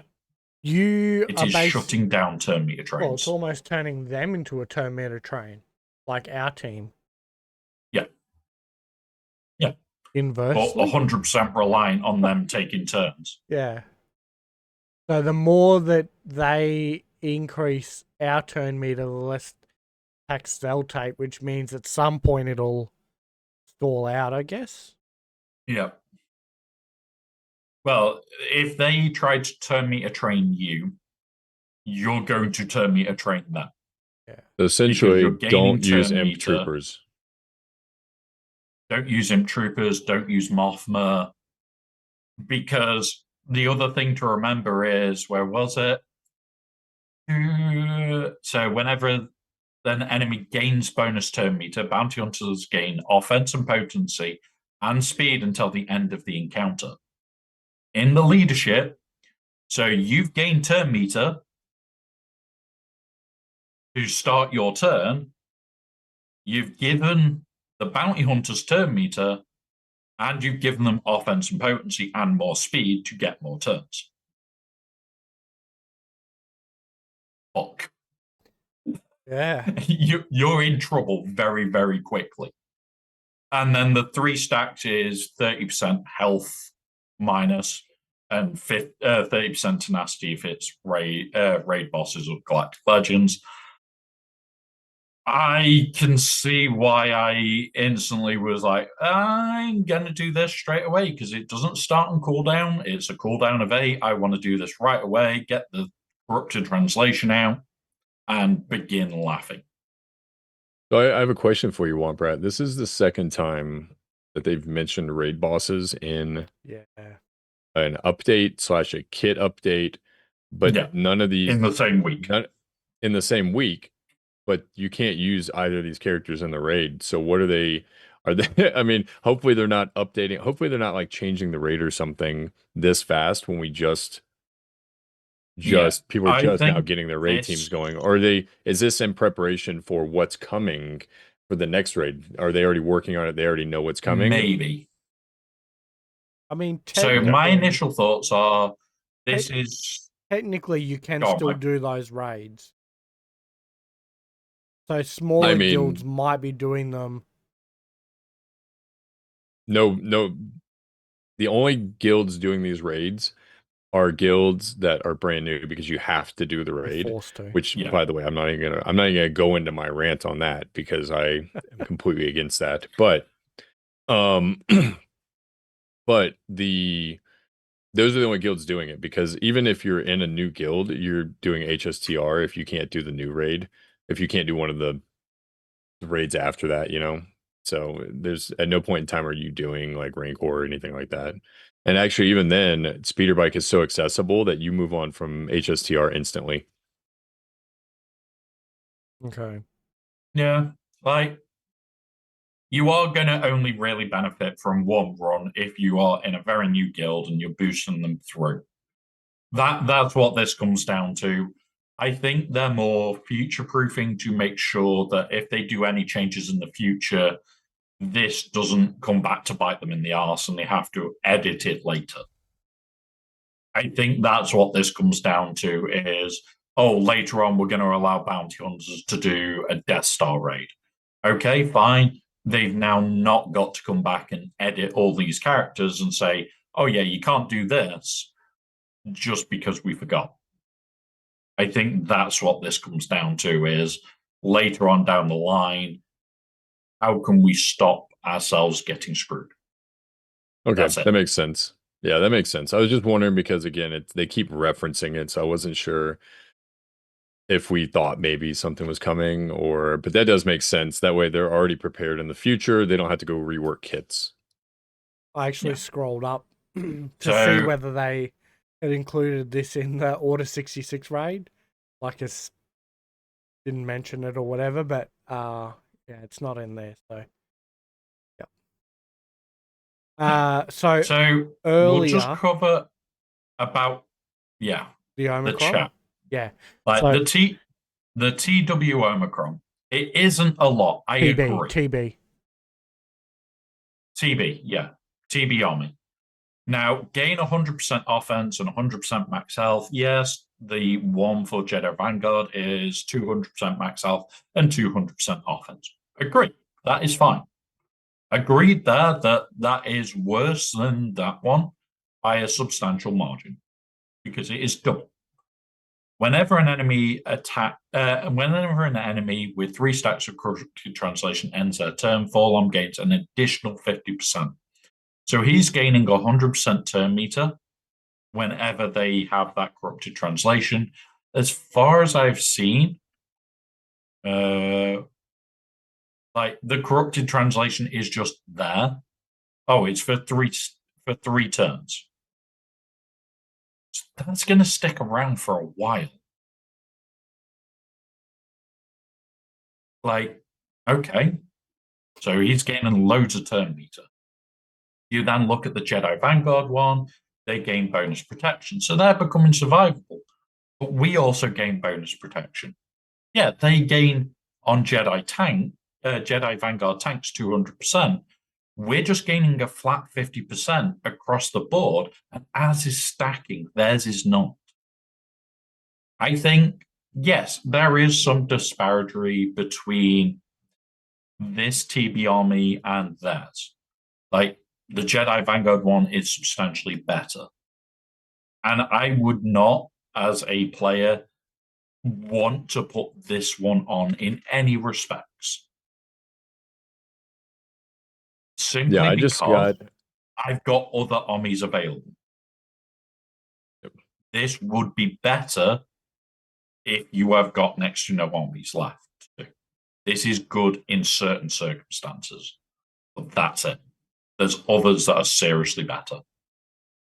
I think it depends on what you prioritize in the game as well, right? Like, We always think about GAC when people are prioritizing what are they going to do. People ask like, what Omicron should I put on? Everybody always says the next GAC Omicron, right? That's not everybody's priority. Yeah.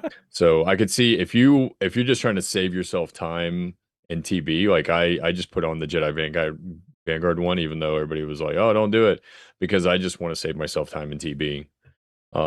Yeah. Because it eats up so much of your time doing the CMs.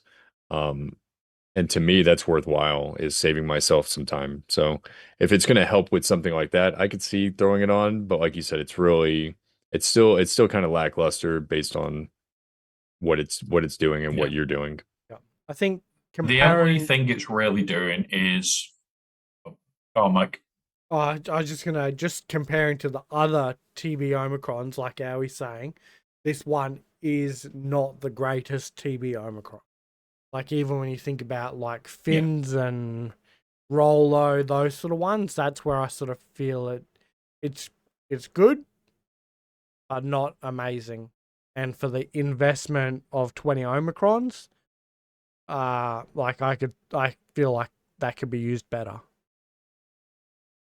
Yeah. The only thing that I'm gonna say here is that line where it's whenever an enemy with 3 stacks of corrupted translation ends their turn, full-on gains an additional 50%.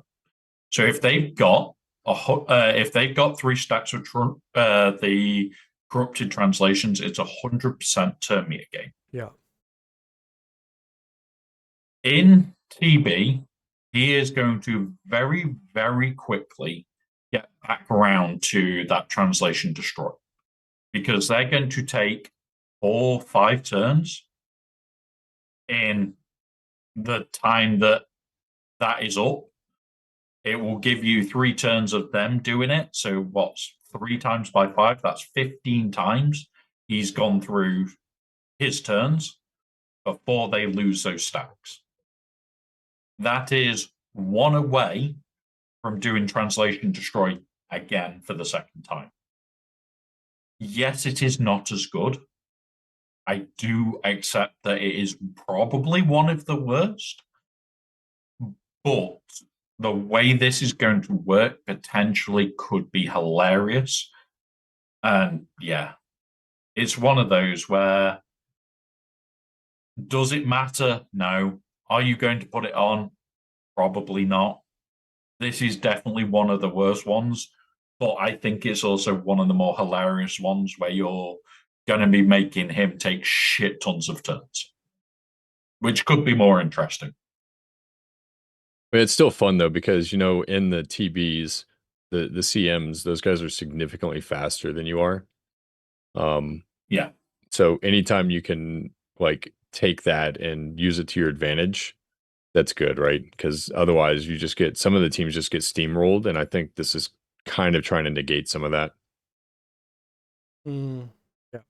I guess it's just like it could be, and the main with Sarkis's kit coming out, there could be something in there that makes this Omicron really good.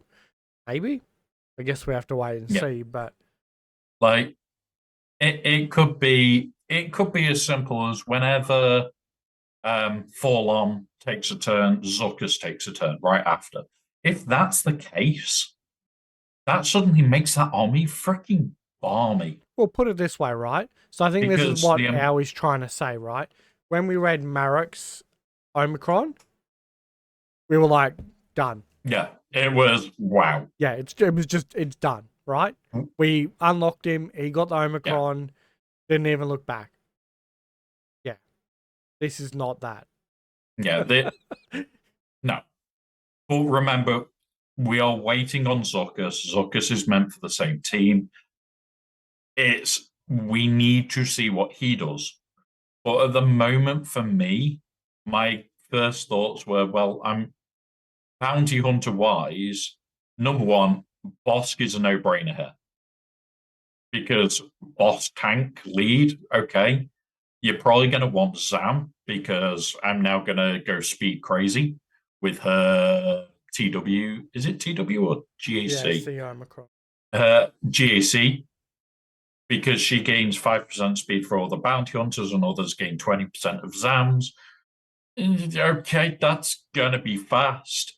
And then you're gonna want Aura Sing.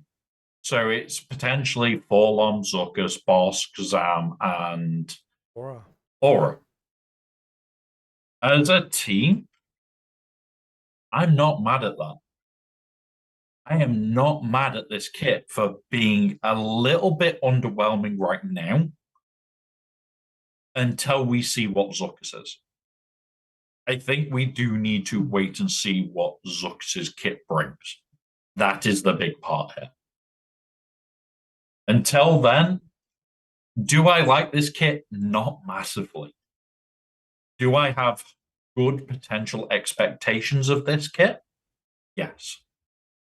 Because we've got one character we have no clue about. I'm kind of disappointed in a way, right?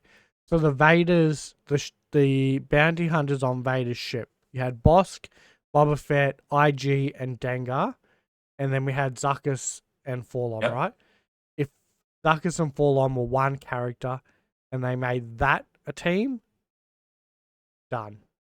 I would have been so happy. But yeah. I still might be happy. I'm not unhappy, but yeah. That would have been dream team. The main part is we need to see what Zuckus brings. Yeah. And that'll either be in 2 weeks or a little bit longer time. We will know what Zuckus is bringing to the table. If Zuckus really amps up Forlom, which is what they've said it should be, these are meant to be together, and like there's call outs for him in this kit. I'm just hoping that it does something special. That's my only hope. It's not a bad kit. It's just at the moment we're missing a piece of a puzzle that we don't know what that puzzle piece is. Yeah, it's kind of unfortunate. It's kind of an unfortunate way in which they release the characters, right? That is really makes it kind of tough to decide for obviously for like us and other bigger accounts. It's just a given that when it comes out, you go get the character. Most people just go 7-star anyway, especially content creators. But for people that would be on the fence about this, it makes it a little more difficult to determine like, do I go in on this character? And basically just looking at this kit without the other half, like you were saying, you would say probably not. But then the issue comes in that it's like Zuckus gets released and we see his kit and stuff like that. And it's like, oh shit, I wish I would have gone in and got this guy, but now now it's too late because I didn't know what it was, and now I do know what it is, and now I've got to go do the single drops instead of the marquee event. This is FOMO. Fear missing out. Honestly, I sit here now and go, okay, I will do my usual on follow. Am I worried that Zuckus's kit is going to be great and I could miss out? Yes. Which is why I won't miss out.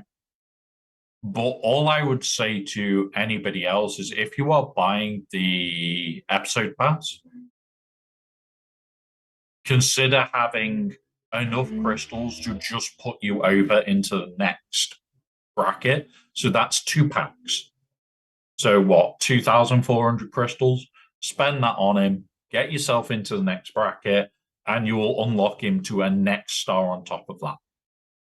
Okay. So you'll get him or 5, or you'll be on your way to 6-star. Getting that little bit now saves you a headache later. And that's all we care about is stop the headaches later, guys. Yeah, it's true. That is true. Just get as much as you can. Usually if you can get the 5-star, then that'll put you at 6 stars at the end of the marquee event. Yeah. And then you have a slightly less of a grind once you need to start grinding shards. Yeah. Unfortunately, I gotta go, guys. I gotta get my kids are waking up, so I gotta go.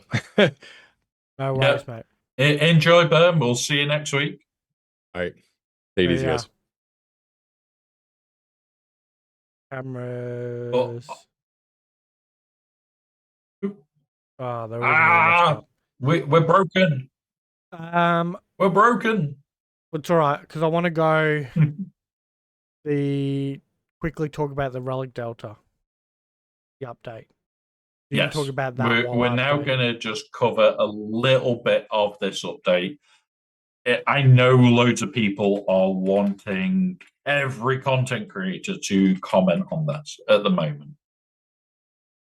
We've all been saying for the last few weeks, a lot of this is we need to wait and see what changes, what comes, what doesn't.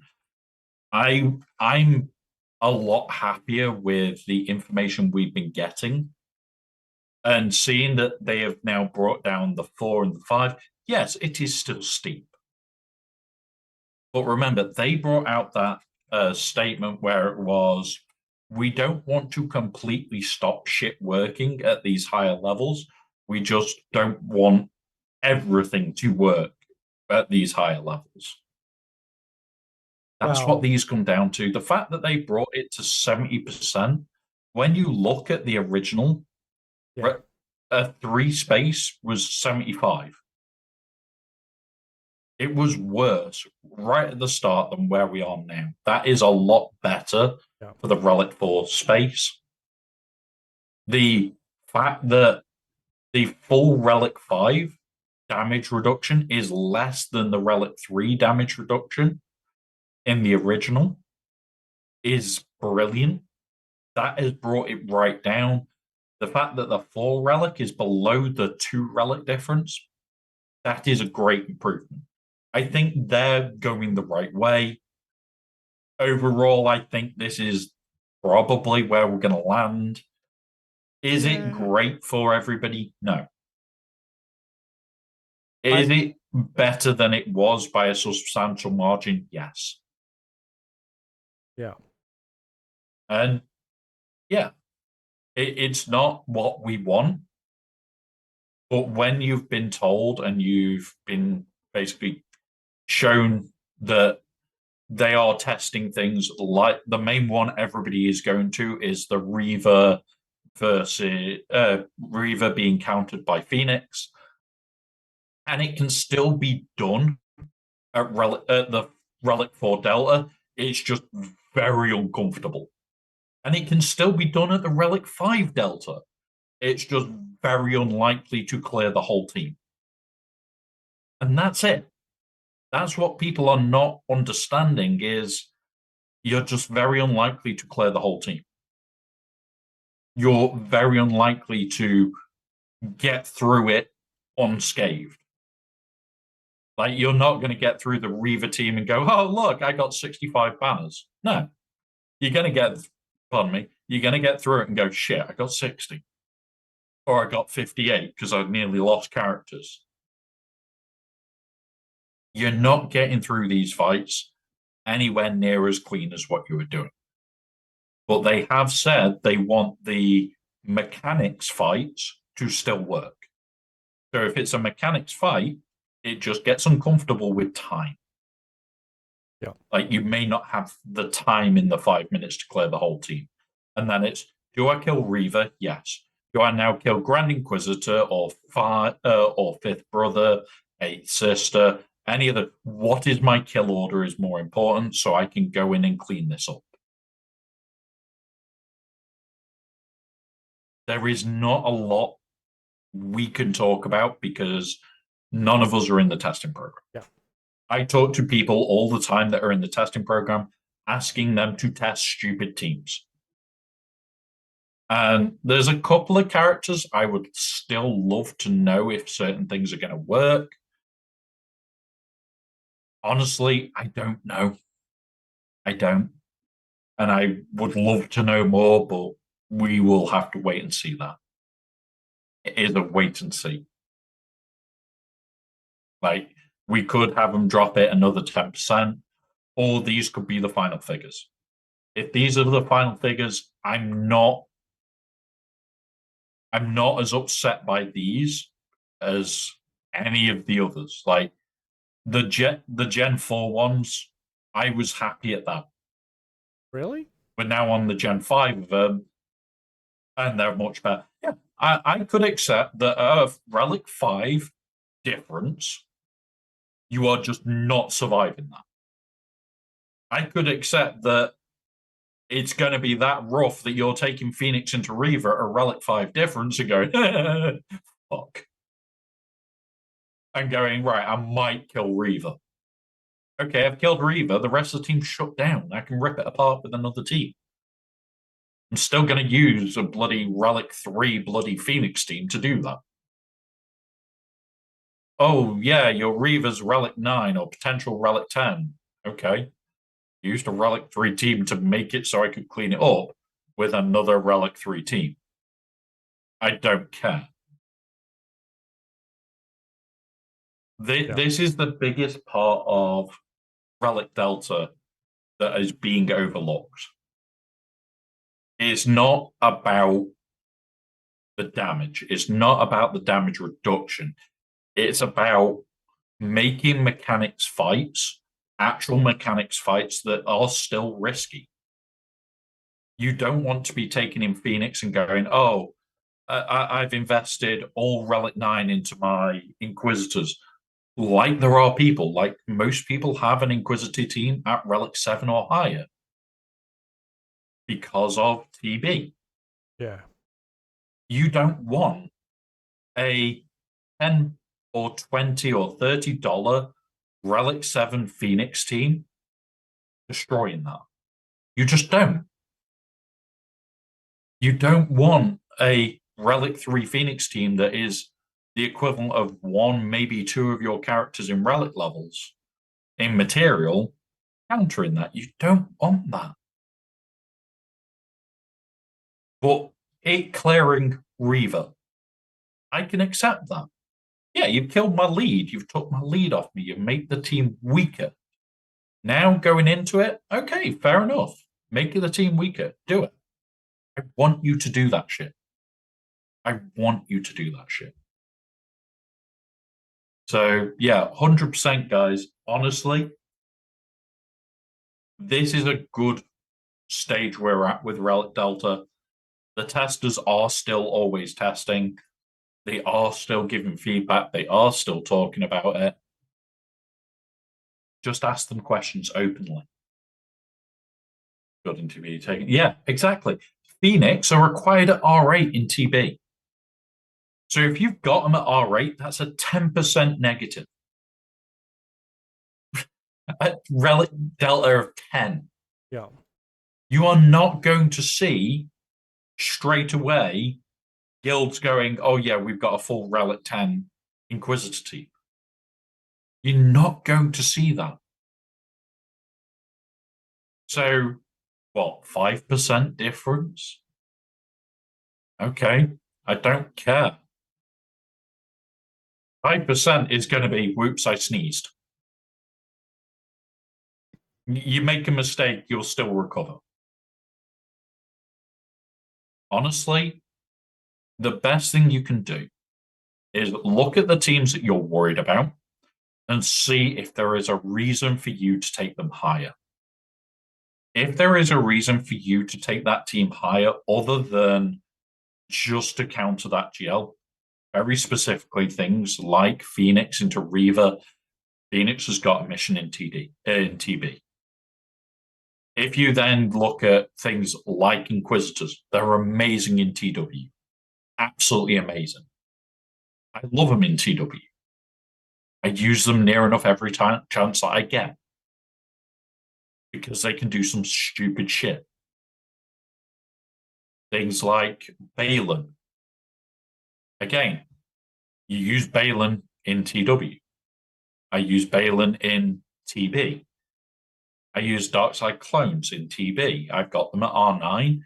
Okay, I've invested to R9. Would I have invested to R5? We did on the baby account. Where would I take them to now? Well, if I take them to R7, they can clear planets for me. That's 3 days of TB, easy missions. Look at the overall. Look at the overall picture for your account. Don't look at the, oh, this team's never going to do this again.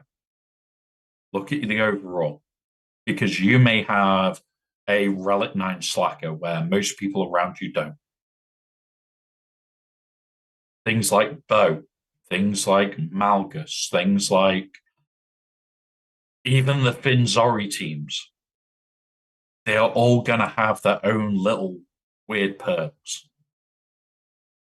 This is going to make accounts a lot more unique than any others.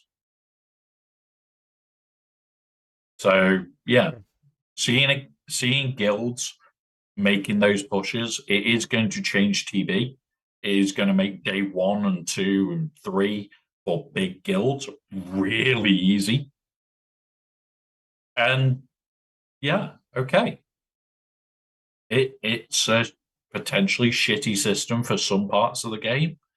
And for some parts of the game, it is a massive improvement. So, cool. Is it a bad thing? Yes. Is it the end of the world? Fuck no. You spoke about this way much longer than I was expecting. Yeah. You're like, we don't want to talk about it. We've spoken about it so much, so I'm just saying, yeah. Let's let him talk. This is the thing. There is not a lot there. Now, the best part here, you know what time it is, Mike. Podcast you know what questions. time it is. Yeah, it is podcast questions. We are at 2 hours dead, and we have reached podcast questions.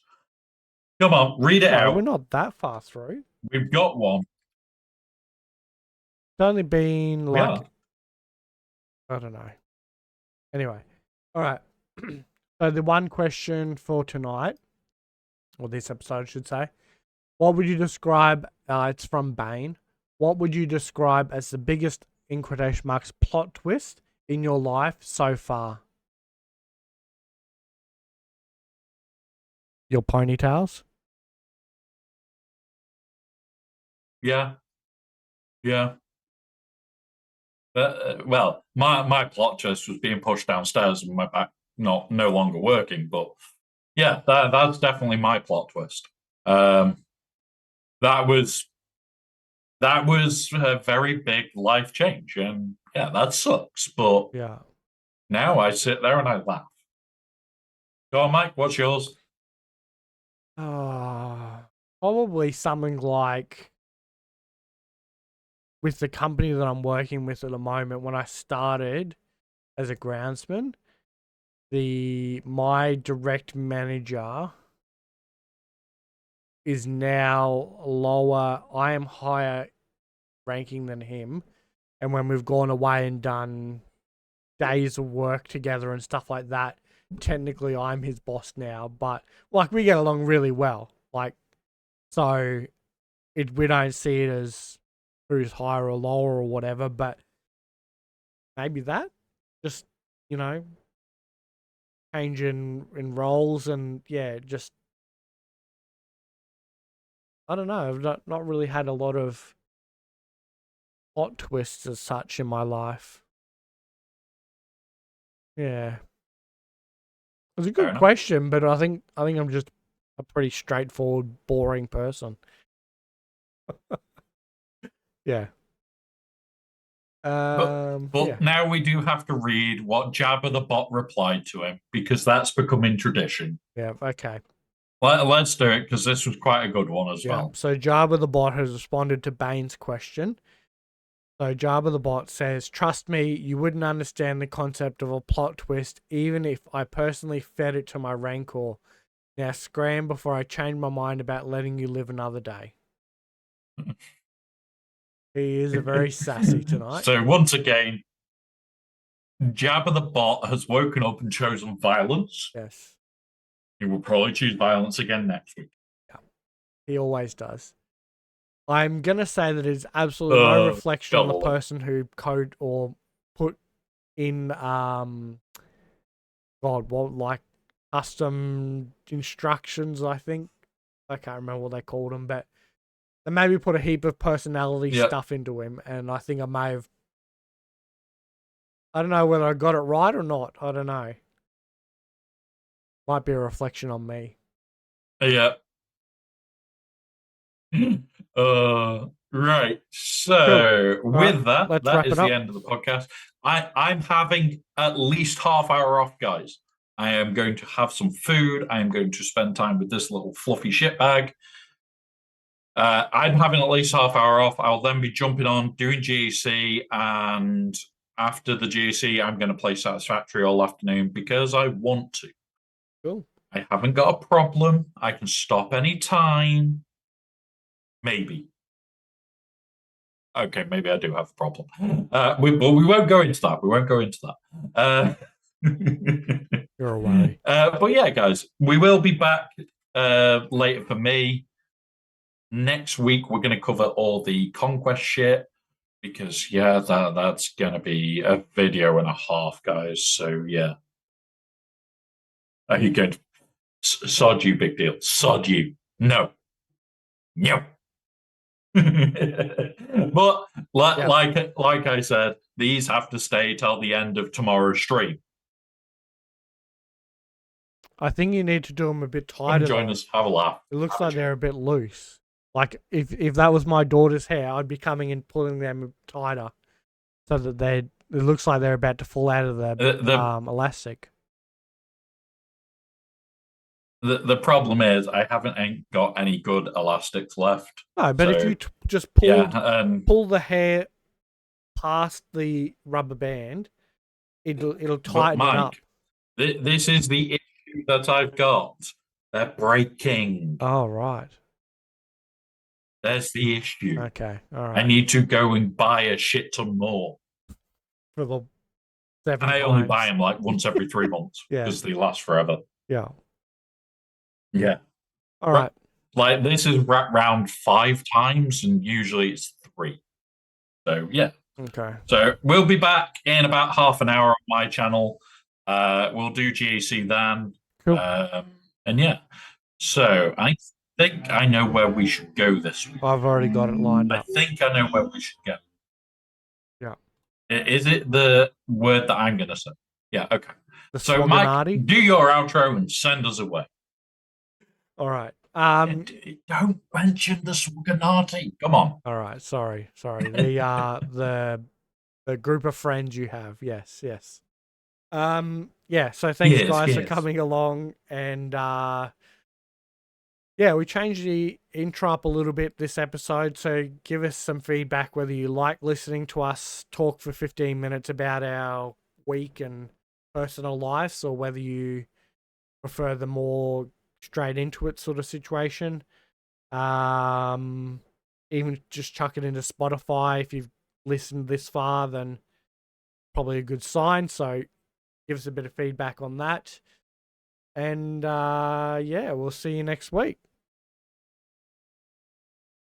Yep. See you next week, everybody. Enjoy. All right, recording done. Rating across the task. And remember, say hi to Taz and ask him, are you feeling better yet? Remember, he's not been well. Oh, sorry. He's not been well. Oh, it's all right.